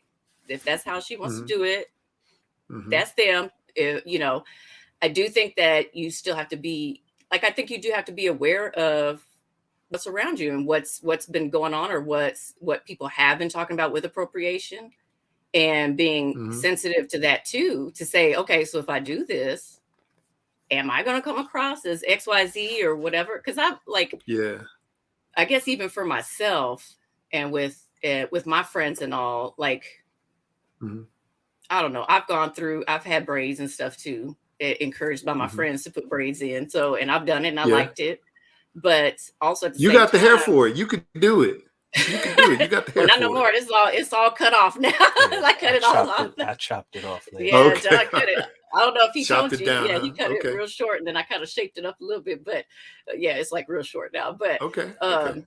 But even for myself, like, I would think about things like when I moved over here to Texas, I would think about those things. Like, to me, it was different when I was back at home, and it was people that knew me, and I don't know. And I guess the culture there, right? It was, I don't know if you know, like how I grew up, like nobody knows what I am, right? And I don't know. Racially ambiguous. That's what John always says. But like, even when people ask me, I tell them what I am. Just like I tell them, I don't hide it or anything like that. But again, encouragement from my friends. They wanted to see like, oh, I think you look cute. Let's do, why don't you do this? So, sure. Okay, I'll try it out. But I don't know, if you're looking at something like that with a celebrity, like, they have such a much bigger platform. So as much as every regular, everyday person should also be sensitive to different cultures and different people and different things and what they are doing. And if that's coming across as appropriating, the celebrities even more so, unfortunately, they got to be way more aware of that and be careful of what they're doing and how that can be received, because their cameras are always on them. And it's true. I get it when you have your kids and you're trying to, I think it just depends on why they do it. And so, like, if you're pulling up like multiple pictures, it's like, so did every single hairstyle that she do, was that every single hairstyle her daughter had? Were they doing it every single time? Or did that kind of change. And then I know another thing with it is with the appropriating is how credit's not given where it should be given, or where these styles, where these things originate from, right? Like why they're doing certain things. And they don't always, because like when other cultures have taken on and done something that another culture had always been doing, and then that new person, then all of a sudden it's like, oh my gosh, this is amazing, like they've never recognized it from somewhere else, right? So put people in their place and tell them, no, look, this came from, and give credit to where the credit is due, right? So especially if you're in the celebrity status. So I don't know, all those other things that she does, like, can she then necessarily say that it only stemmed from wanting to do that with her daughter, if every other hairstyle she had or every other thing she's doing wasn't them dressing alike or looking alike? So for anybody, I think they just have to think about that. Like, why am I doing this?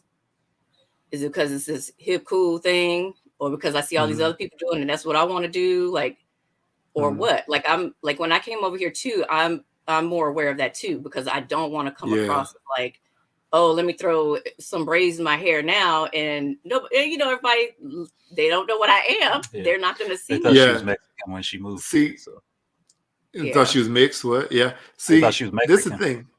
Thought she was Mexican. Yes. See, in Texas, that's what's so crazy. Because me, obviously, and thank you for your response. And I have something to ask about that in a second. I got to remember. So that's the thing. Me growing up, having half of my family in Louisiana, I knew that they were like, most of my family that lived there was all bright. Everybody was bright skinned. Everybody's yellow bone, red bone, whatever you want to call it. And so, and even like we said, one of our cousins, his wife is like, fairer skinned than y'all, and fairer skinned than him, almost fairer skinned than my wife. So I figured anybody that had a similar look or facial characteristic or hair color and skin tone combination was most likely a light-skinned black person. This is my thought, right? A light-skinned black person until I knew otherwise, right? And I think I don't know how it is further north of Louisiana, but further in the south, in the Acadiana region, all that stuff. To me, I think growing up, I could tell the difference between a white person who was that skin tone range and a black person. I may have been way wrong. But along with that, if you come to Texas with your facial features, your hair color, you look like a Hispanic person. You look like a Latina, right? It is what it is, because that's what. And this is Texans not having experience with people from Louisiana the same way that I did, right? People with more experience with Mexico, or Mexican people, or the Mexican culture. So that makes sense that people would have thought you were Mexican when you got there. But my question is this: so from according to the story, and obviously you could look back and probably see tons of pictures with her and her kids, from the time that they were born. But and so like the kid often asks mom, hey, let's wear the same hairstyle, which is a thing. It'd be totally different if she showed, and this is where it comes to like acknowledging or giving respect or paying homage to that culture. It'd be totally different if we saw this picture, for me, with Kim K and her daughter. Her daughter's wearing what she's wearing. Kim K is wearing like a dashiki or something like that. Something that is clearly like an African, garb from head to toe. Or she's wearing like, I don't know, if she's wearing like a FUBU t-shirt. You know what I'm trying to say? Like, then that is definitely like a black or African cultural, like item that she's then placing on. So then that is when, personally, I think that's when you need to explain, or you need to pay homage, or you need to say, hey, I'm wearing this because this is what we're wearing today. And because she asked me to do it. And I definitely, give homage to the culture. I don't think she's culturally appropriate anything almost ever, because she was married to Kanye. you know, and not saying just because you're married to somebody from the other culture gives you the right to do that, but I don't think before she was married to Kanye, she was doing that, and I don't think while she was married to Kanye, and since she had done, you know, split or whatever from Kanye, estranged, that she truly needs to explain stuff. But the fact that she's a celebrity, like you mentioned earlier, makes it one of those things where, yeah, maybe she should explain it. But then my question is this: when is the right time to apologize, explain, pay homage, like whatever you want to call it? When is the right time when people say, hey, why are you wearing black hair? Or, you know, which, by the way, this hair, you know, was by black people, right? By Africans of old. But then also, you know, there's this hair that's in Egypt, northern Egypt, that wasn't necessarily black, you know, all different kinds of skin tones up there. Also, you know, like Mexico, Central American, you know, with the Native Americans. So, you know, we weren't the ones who originated, but obviously we're the ones who made it popular, probably. Or maybe we were the ones who originated. I can't remember. But my question is then, like, when should she be like making this grand acknowledgement to people, or making this grand like explanation, or does she even need to? Like, when is it appropriate for her to do that? I honestly don't even think she needs to say anything. I don't think she needs to either. But the fact that she is who she is. Yeah, because you know, I just got curious after you saying, you know, about her braids and stuff. I did a search on her as far as like her history with braids, and apparently she's been rocking them for like a long time, you know. And every time she seems to wear it, there's always a controversy in the news about her wearing it. Yeah, but have we? I guess the question that I have for these, you know, ridiculous people who made this story, or the people, maybe not the people who made the story, but the people who are calling her out for it, is of all of those times she wore braids, right? Was she ever wearing, you know, an African garb, like some type of attire? Was she doing something else in the same moment that made you offended by it because of the complete look, or is just the fact that she did a hairstyle? Because I know a lot of white people, I've known or met or run into or interacted with or worked with a lot of white people who have dreadlocks, like the dirty dreads. You know what I'm trying to say? Like the ones that they wash with like honey and juices and berries, you know? And I mean, unless they're over here trying to talk like a black person, you know, trying to say N-word this, N-word that, I ain't got a problem with it. It's a hairstyle. Yeah. You got hair for that too. That's cool. You know? But if they're out here wearing a dashiki, you know, like you know, acting like they're from the motherland, you know, with that little leather African medallion necklace on, that's totally different. Yeah, that's very different. That's doing a little too much. That's doing a lot. That's doing a lot. Well, yeah, that would be an extreme. Yeah. If they're trying to add in all the other stuff. Yeah. So when you talk about like when or if or whatever, and I don't know how far back she started doing that, because again, with her being a celebrity, that's a whole other thing. You see a lot of other celebrities who have done the same. Put braids in, and then it all of a sudden became this wonderful, crazy, exotic thing that they wanted to do when it was a non-black person that had some kind of braids or whatever. And then all of a sudden it was some great, grand new invention. And I think that's a big problem. And I think that's where a lot of that can stem from, and why people will start to take issue is because it's like a reminder of what's happened before. That like, okay. And then in some arenas, it's considered unprofessional. Yeah. And why is it unprofessional if a person of color does it? Right. Versus somebody's not a person of color. Yes. Right. So I think it's the mixture and combination of all of that. So with her, like in celebrity realms and whatnot. So when you had asked like when or if she should say anything, I mean, it's all, you know, each person's going to do their own. I really don't be paying much attention to a lot of celebrity stuff anyhow, because that's their life. You're going to do what you do, you know, you're on the screen, you're everywhere. Like people photographing you, whatever. A lot of people love that popularity. They love being seen. That's fine. Do what you do. Be happy. Let your soul be happy. Be good. Whatever. But if you're at that status and you know it, you do have that type of responsibility. Yeah. Where I feel like she's on Instagram.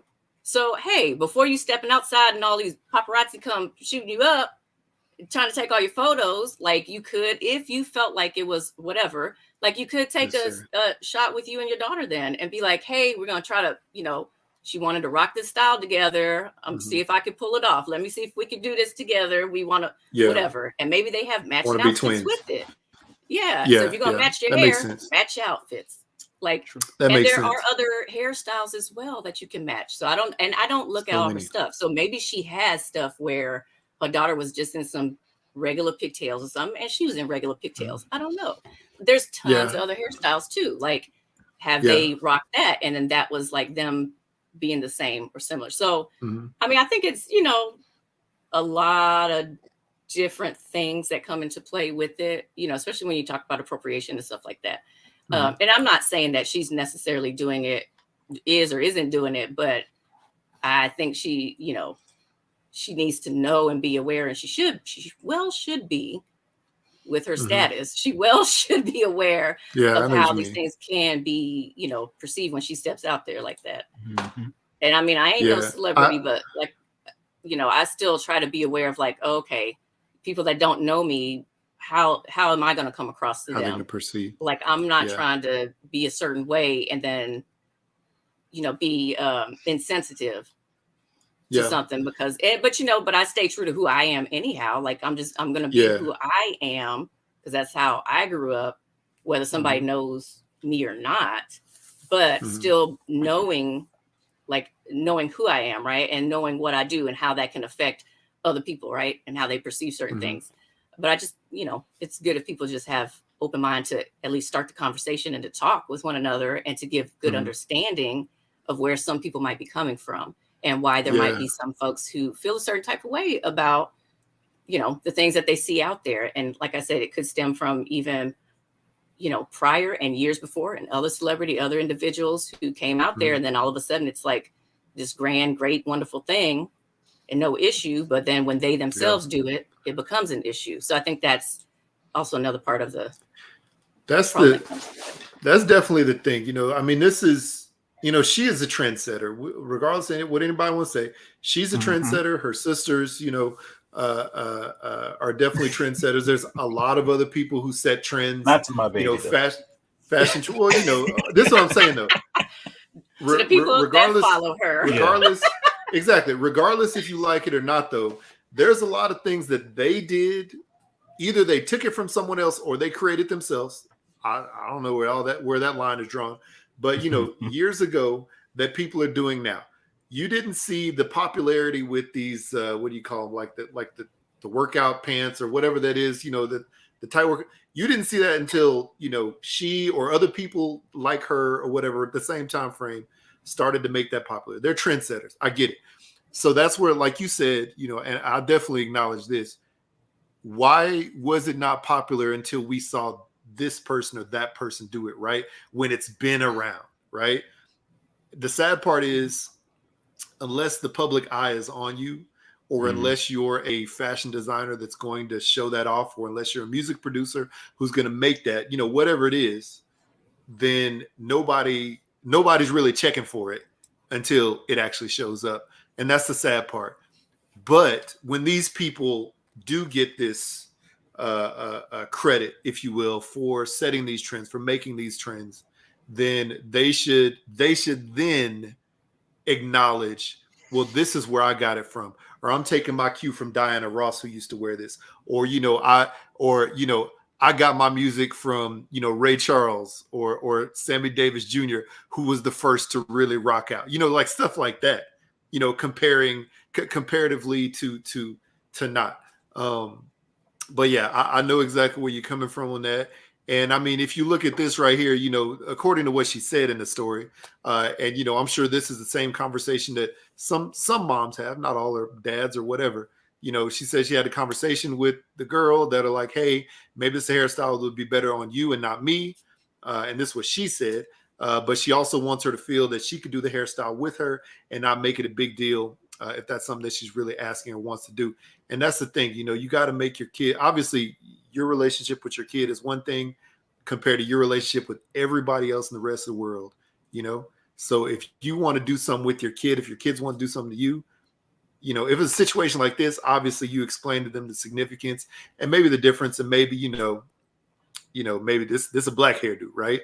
But you also don't want to make your kids feel bad for asking you to do something simple, because kids, their mindset is at a whole different level than adults. We can think 2, 3, 4, 5, 10 steps down the line, where a kid is normally thinking about this moment, right? As I tell my son, like, think about the next decision, or think about the next possibility rather than the first thought, right? Which, he won't get for, probably years or whatever. It is, I mean, it's a kid, but you got to teach them that. So an adult has this mindset. That's why she's like, this is probably something that's better on you and not me.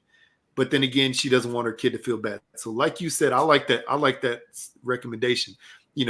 Post a quick video on Instagram, post a quick post, say, hey, look, we're going out as twins. We're going out as twins, blah, blah, blah.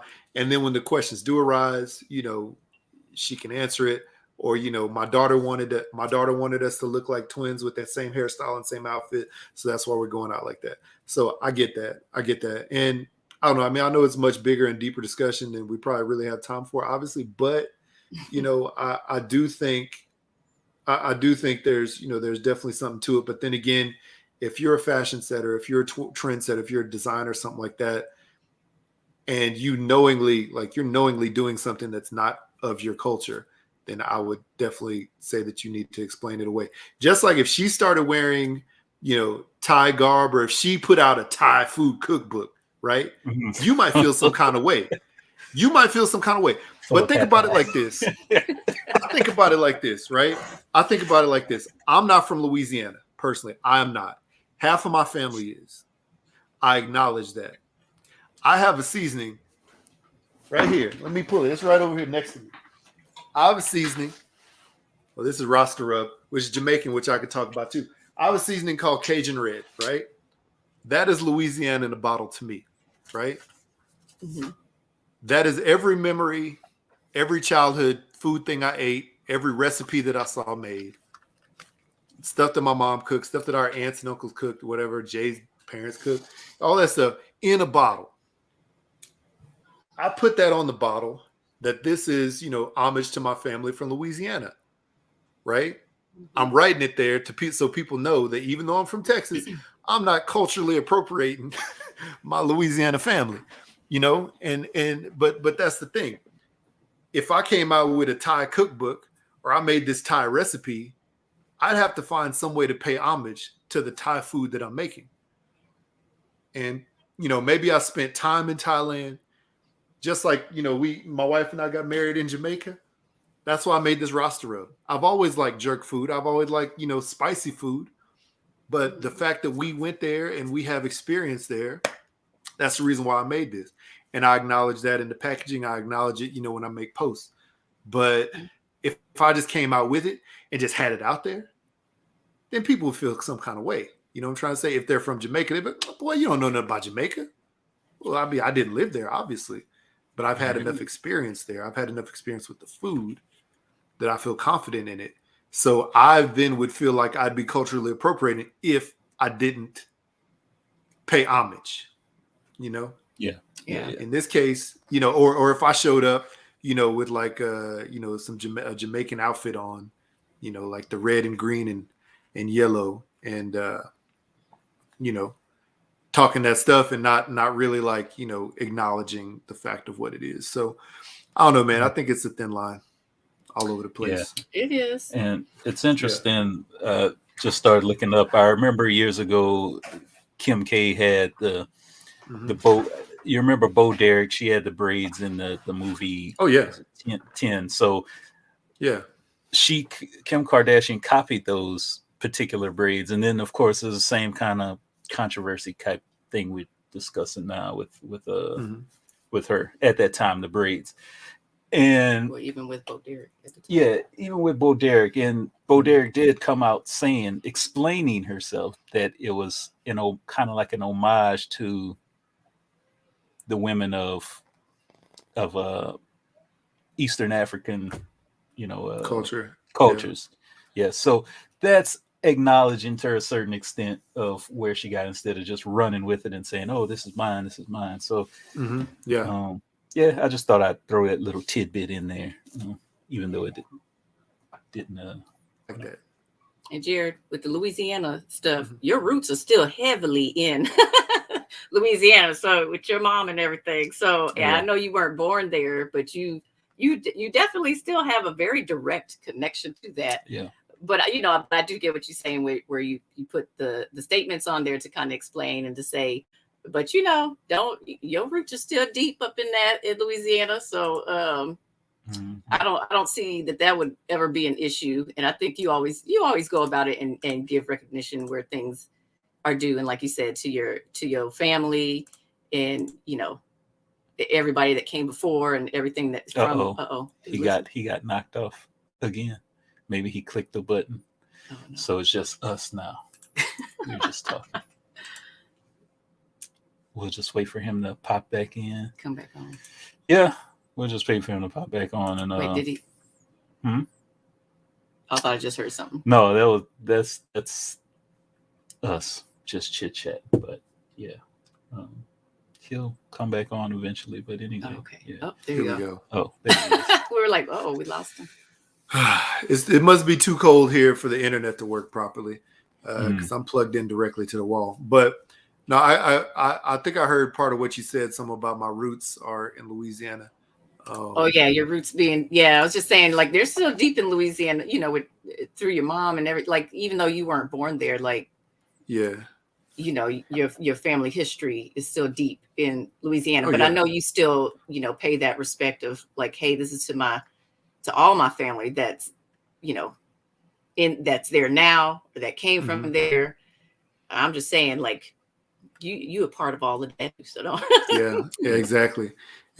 And I don't know, it's sort of crosses a couple different lines too, because like with my barbecue business, I see a lot of people who have restaurants or who have food trucks they call it Texas barbecue. They never stepped a foot in Texas in their entire life. They either learned it from some masterclass online or a bunch of YouTube videos or something like that, but they never once stepped foot there. Same thing would be like with Cajun food, right? You never been to Louisiana, ever. But how you gonna have a Cajun food restaurant? How you gonna have a Texas barbecue restaurant if you ain't never been to Texas? If you just think Texas barbecue is salt and pepper from Austin, because that's heavy salt and pepper. It makes sense. Yeah. But you don't acknowledge the hot gut sausage and the boudin from East Texas, like right almost in Louisiana, East Texas. If you don't acknowledge the flavors of South Texas, close to the Mexican border, like that people could put brisket on a taco. If you just say it's one thing, say it's Central Texas barbecue. Don't say it's Texas barbecue, and don't say it's straight up Texas barbecue unless it's Texas style barbecue, because you hadn't actually been there. That always gets me, man. Any kind of food culture. Yeah. If I'm doing Thai food, Mrs. J, I'm going to tell you what. I'm going to try to pay homage as much as I can somewhere in there. Mm-hmm. And try to have some kind of acknowledgement of where I had the experience of why I'm making this food. If I made like bao or something like I would be remiss if I tried to make that, in any other way without paying some kind of homage. Now, I did make ossobuco recently, which is an Italian dish, and I posted a video on it, which is good. But and I posted that it is an Italian dish, and I had experience from a restaurant in eating it and also serving it.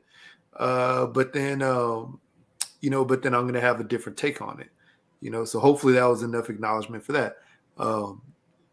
But I gotta say, it's just wild. Like, I don't know, and you having Asian culture in your, in your background,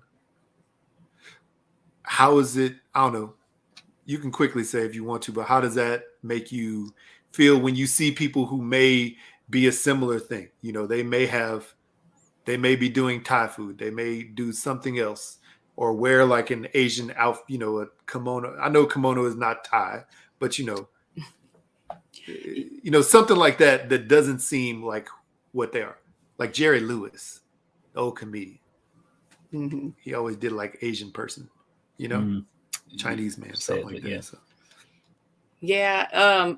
I think if they're going to like garments and stuff, that always seems a bit extreme. Unless you like grew up there and you were a part of that specific culture, which we won't know until we actually have conversations with the individuals who are doing that, right? Yeah. Because there could be people that grow up in those countries and we just don't know that. They just don't look like a native from there, right? Mm-hmm. But they may have been born there and grew up there. They might speak the language and they are immersed in that culture and become a part of that culture, right? So that's the hard part. You go by your initial first look at things, right? And that's with everything, right? Yeah. And so I think, judge, and everybody's gonna do that. Like, wait, why are they dressed like that? Why are they wearing that? And if it like coming to Thai food and stuff, like if I go and I'm like, wait, who made this? Like we've been to some places, I'm like, why they got jalapenos up in these dishes? This ain't. Yeah. This is Thai food. You don't put jalapenos. Why do they got like this is not? That's not the pepper you use. Like. But I still, I give it a shot, and it's like, okay, I mean, it tastes good, but wish it was a bit more it's authentic. Not it. Yeah, I wish it was like, but maybe they do it for different reasons. I know why some places might do that, and it's to adjust.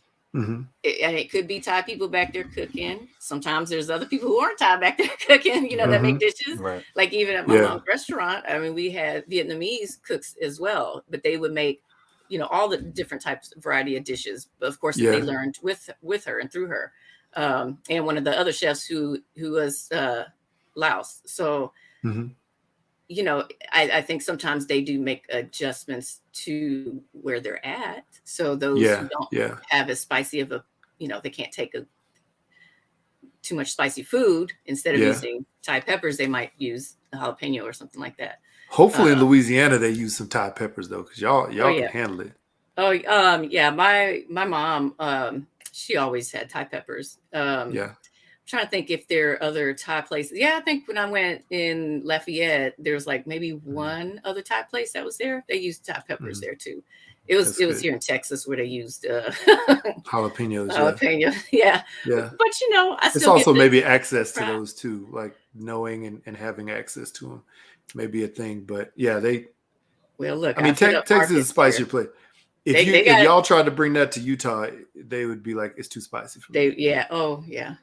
So sometimes you have to adjust for where you're at and what spice level, or help the people adjust their palates to build up their palates. Then, if they need to, sometimes they need to. Yeah, food is always a tricky thing everywhere, but. I don't know. Somebody put out, there's plenty of chefs and, people who put out all kinds of cookbooks and all kinds of things that will have recipes that come from their experiences. And most of the time you do see that they acknowledge like, hey, I spent, this time in Thailand and I worked with this chef and I wanted to make this dish or whatever. And they, of course, everybody looks at that because of popularity. If that chef is super popular and they're like, oh, this is great. This is amazing. I'm like, that's good for you. You like doing that. But if y'all, the other part of me is like, if y'all want some real authentic stuff, you better go get you a Thai cookbook. So how do you really feel about pad Thai? Why you ask? Don't ask my sister that. Does she not like pad Thai? It's not it's fake Thai. It's not real. I mean, it's still, so I guess it has its history. She could tell you a little bit more about its history with it. And when it was made is more for, I guess kind of a dish that would ultimately be more touristy type of thing. People to come, they can handle something like that. It's not like super, super traditional kind of thing, but it got popular, right?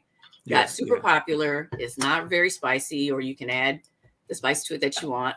Like, I like noodle dishes. I'll do one of the other like Thai noodle dishes instead. But I've had pad Thai as well. But if you're talking about, like, if you ask me what like Thai dish do you want, it's not going to be pad Thai. It's going to be, it'll be some other stuff. Masaman or something like that. I do some curry sometimes, but like I want some thumb. I want, get me some whatever, like sticky rice. If I'm doing noodles, patsiu, I like patsiu latna. I like those. Yeah. It's a different type of noodle, but or I'll do lap or something like I like other, and there's a lot of other dishes that my mom makes too, and I don't always know the name of the dishes. I have to like describe it to people. And then if I want to order it or something, I have to describe like, oh wait, or I'll look at like what they have on the menu. But put it together. There's other things that they don't always serve. There's a lot of Thai dishes that you won't really necessarily find in restaurants unless you like talk to the owners or talk to like the chefs or the cooks that know what it is. Especially if they're Thai, then they'll know what you're talking about. Thai or Laos, like they'll know. But you got to talk to my sister about pad Thai if that's if you want to see how somebody feels about that. Yeah, we still need to get her on the show. We need to get her to come on. We have a good food conversation. Oh yeah. And it's funny the way that you're talking about pad Thai. It's like when I went to a Cajun restaurant here and I'm like, it's nice. It's nice, but like you saying it's nice, but you can see that there's a but like in the back, or like some barbecue restaurants here that some of my friends are like, oh, this place is the best thing you ever had in your life, and I'm like, it's all right. Yeah.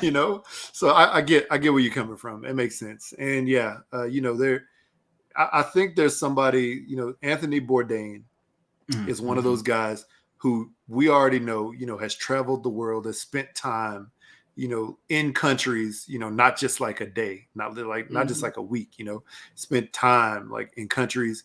And so like any kind of cookbook, any kind of content that he would come out with, when he was alive, you would have a lot more trust in something like that rather than, somebody who, like spent a weekend somewhere, and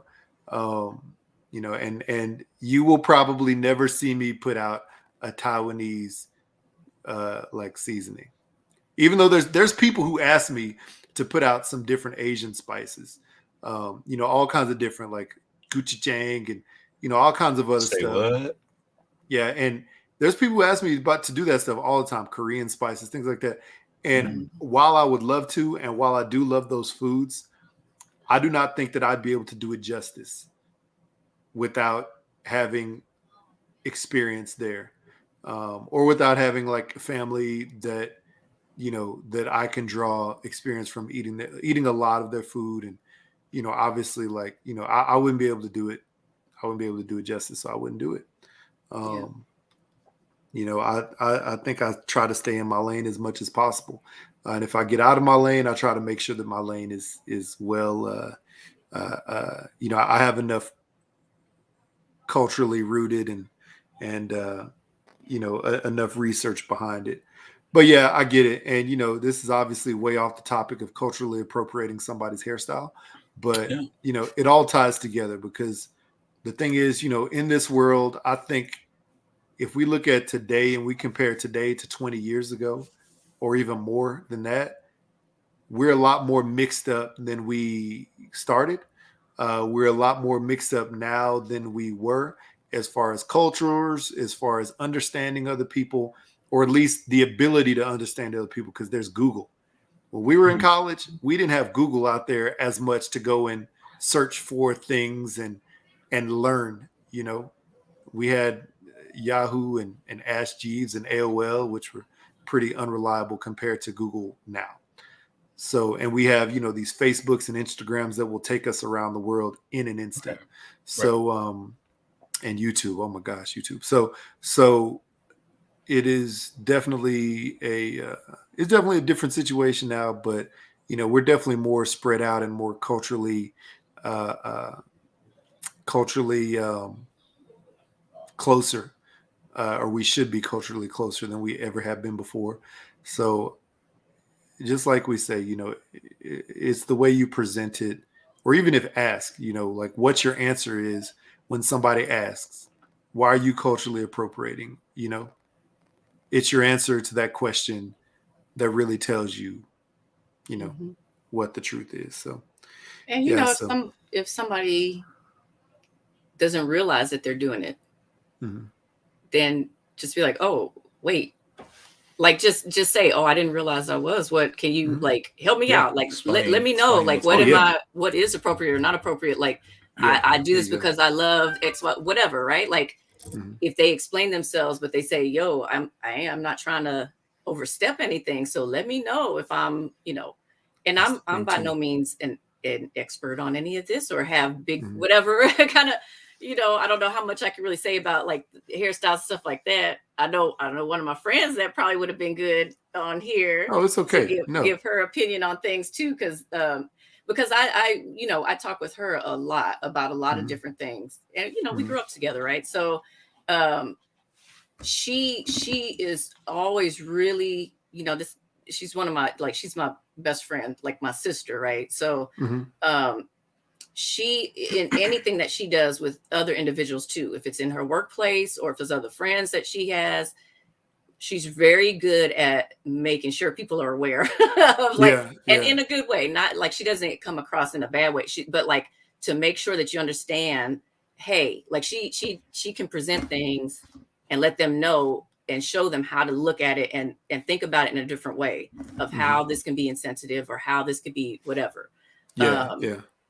So I know she probably would have been good to have up on here to kind of go through things. She would have had you cracking up, Jared. It would have been a good, fun conversation. That's cool. She could definitely listen to this episode. She could leave a voicemail for us. She could go feedback. Yeah, she could go about about an hour in and start listening to this part of the chat, maybe 40, I don't know, however long it was in. Start listening to this part of the chat. But yeah, actually she'd go an hour in and listen to us talk about people driving in the car with their dog in their lap. Oh Lord, because she has two dogs. Yeah, she's probably one of those people. She's probably one of those people. And they're then not in her lap though. Oh, they're not in her lap. See, you need to put the dog in the back in the seatbelt and the dog belt thingy that they have for them. But then, she could listen to this and leave a message. Obviously, anybody can.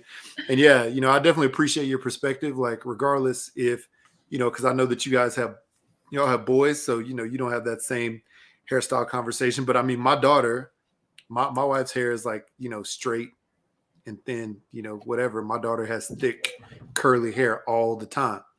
My daughter wants to, like sometimes she wants to straighten her hair, just like my wife's hair or whatever. So, and she looks great, with straight hair. So, it's just a whole different conversation, I think, when it's a mom and a daughter or a dad and a son, getting the same type of hairstyle. But, it definitely depends on how you answer that question for sure. So, yeah, so I appreciate your perspective. So, hey, the last topic we're going to get into was really like what our goals are for this year. So since you're here, I know that you're an amazing artist. So I'll acknowledge that. You guys are both amazing artists. So just give us like a couple goals that you have for 2022. We'll all give a couple goals, either personal, professional, whatever. And then we'll try to wrap it on up and get up out of here because we are way over time. I usually don't really set resolutions and goals and stuff like that at the beginning.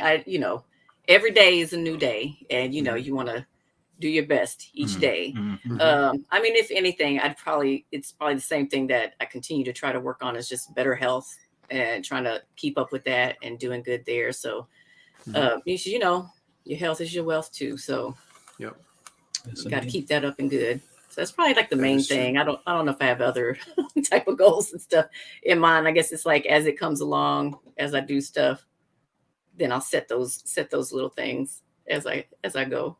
Yeah. Okay. That's cool. Acknowledged. I like it. Yeah. I have to say ditto. My health, get better health, because I know the past couple months have been disastrous for me. I mean, hey, it's the holiday season. What I feel is disastrous. Yeah. Yeah, true. Holiday season, you eat more, yada, that thing. So yeah, health and just do more work, man. I need to get back to doing my art more. Yeah. Yeah, yeah, Yeah. yeah. That So makes yeah, sense. those are That's the two good. main things. Two main things. That's good. Yeah. I feel you on that, man. I mean, the last couple months, I say like the last like 4 months for me, for the most part, I ate crazy because I was doing competitions, because I was testing for a couple of classes and live demos. And then, of course, the holiday season like lumped in there. But mixed into there, I think the thing is, you enjoy yourself. You just don't go too crazy overboard during the holidays. And then, you got to know when to like semi detox, if that makes any sense. I guess don't kill yourself overeating, or don't kill yourself overeating bad for just like 2 or 3 weeks. Because if you compare that to the span of a year, that's definitely a much shorter time. But yeah, definitely the health situation, staying on top of that. And then, last year, I think I set a goal of, I don't know, I set a goal of doing way better than I did the previous year, my business wise. And I did that. I'm so thankful for that. And at some point in time, which I think I told you at some point, was, dude, we're not getting any younger. No. Like the time for, there's one thing that I saw this. I was in a place here called Shields. I think y'all have one in DFW area. It's a Okay. big, like, it's a big, like, sporting goods store, all kinds of stuff. It's a cool store. I was in the kids section with my daughter. She was trying on some clothes. So I was just like hanging out, looking at like, some other stuff that was there while I was waiting for her. And there was a sign on the wall. I've seen this sign before. I should have took a picture of it. But the sign said, "You're never too old to be who you're supposed to be, or do what you always wanted to do." And I think about that. I look at that. I'm like, there's like Morgan Freeman, who like, it's like became a famous actor when he was old, right? Mhm. After he got old, right? There's people like that, and if there's something that you want to do that's been on your heart that you want to do, I thought about this past year. I need to make it happen. I need to get into more stores. I need to like come out with better merchandise. I need to like scale up my business to where I believe it should be, and start comparing myself to the other very successful people in this industry. Because that's where, in my heart, I believe that's where people that my fans believe that I'm supposed to be. So why not just try to make it a reality? And in a lot of cases, it's reality. So I think for a lot of things, if you sit down and wait for them to happen, they ain't gonna happen, or at least not happen soon enough. Happen in a good. Whatever. I know God's time is the right time. So regardless of what you want, your best laid plans, He's gonna make it happen whenever it's supposed to. But I do believe that you can't sit around and wait for it forever. And if there's something that you think you could do, even start a little bit. Like, I know you said that you're trying to sell some of your art, and I know in the past we talked about you opening a store. Yeah. You may not need a brick and mortar right now, but if there's some way for you to make an online presence to do that, um, and it seems feasible, because owning a small business, the most work you do, honestly, is in just like promoting and posting, shipping things. That doesn't take much time at all, especially because post office comes to your house and picks up stuff now. Mhm. Just promoting and posting photos, like that's pretty much it. And that's, making a website, that's initial. After that, after you get going, it's cake. So, if there's, I, I plan on, continuing to scale up my business. I plan on, doing more classes. I plan on finally filming this web series this year, about Black history and barbecue, and, really taking it to a new level. Because, that's, I mean, I'm not getting any younger. I might as well, start and try to grind on it. And, if it works out, it works out. If not, at least I tried. I think that's Yeah. my mindset. That's true. Um, That's true. so yeah, and and obviously, keeping my kids and family involved, and spending more time with them as time permits, obviously. Thankfully, being able to work from home, that allows me a little more of that than I would have had before. So yeah, but that's all I got, man. And thank you, Miss J, for joining the show. Definitely appreciate your perspective and appreciate you. Thank you, honey. I miss being able to see y'all as often. I know. The boys ask about it sometimes. Yeah, they good when having y'all around. Yeah, if y'all, I know y'all have FaceTime if you have an iPhone, so you can video chat them whenever. I'll give you my son's phone number. You can call him whenever. I'd much rather him talking to y'all and y'all's kids than him talking to his random crazy friends up here. So your son's voice is intimidating now because it's like super deep. Hello, as to what I remember. But it's like what you call it? It's like sort of like breaking up a little bit. So it's gonna be 14 in less than a month. 14 this month. It is, the end of this month, man. Gosh, that's crazy. Can you? I mean, like it's wild, man. Kids shot up quick. Yeah. So yeah, man. I was looking at them pictures. I'm like, dang, he got muscles too. Yeah. Yeah, I don't know, man. Yeah, he's, he doesn't like to eat like us. Oh, trust. We know that. We have one that is so picky. It's it's not good, man. It's a little. It's him. It's Yeah. See, he's just gotta figure it out. He gonna figure it out. And this is the thing. Like my son does like to eat. He likes to eat all kinds of foods, right? He just doesn't eat a lot. Like he doesn't he won't like throw down. My daughter, who is the more picky one, right? She has she has actually changed her palate. She eats hot sauce on her ramen. Like she'll drench it in hot sauce. Oh. And then if it's too hot, she'll put a little lemon juice in there to like try to cut it a little bit. Yeah. But she don't care. She has changed a lot compared to only eating mac and cheese and noodles. Like she has changed a lot. That's good. I'm thankful for that. So that's good. Well, they both have something in common. Your 11-year-old and mine. They love hot sauce on carb stuff. Noodles, and mine loves it to douse on rice. Yeah. So, ooh, that sounds good. That sounds good. He'll put it on the side too. He'll put it on his plate and then dip his chicken nuggets in it or whatever. Rice and chicken nuggets and French fries is his main 3 food groups. Hey, you know what? It's French fries. We all survived on much worse food than we have now. Oh my god! Right? Yeah, that's very true. They'll make it, and eventually one day they'll eat a lot more than they are right now, and it'll take away all my frustration because I'm telling you how often I get frustrated. But hey, it is what it is. But yeah, thank y'all. Thank y'all for listening out there. Jay, why don't you tell the people where they can find us? And hopefully we can find them. All right, people. Twitter, Instagram, #Blackout Pod. Find us on your favorite podcast streaming service. Email us whatever you want. #blackoutpod@gmail.com. And then go ahead and hit up 3853-BLAKPC or 3853-252572 to leave us a little voicemail. Let us know what you think of this episode, what goals you got for 2022. Mm-hmm. Let's hope it's not 2022 TOO, but oh yeah, I hope not. Yeah. And definitely hit up hooksrub.com, get yourself some merch, get yourself some seasoning, get yourself a brisket duty cup that you could sip coffee out of or that pork booty cup we just came out with too.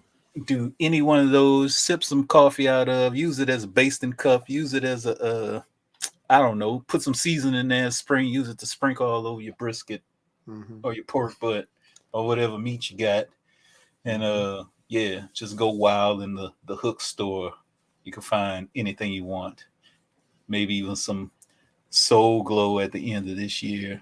Yeah, sauce is coming soon. There's some stuff. Ooh. The sauce, the Hook sauce coming, all that other good stuff. And there you have it. 205. Happy New Year, 2022. And there you have it. Thank you, honey, for being on the show. Oh, Thanks for having me. Yes, indeed. We'll have you back anytime. Yeah. Boy. On that note, I'm blacking out. Blacking out. Peace. And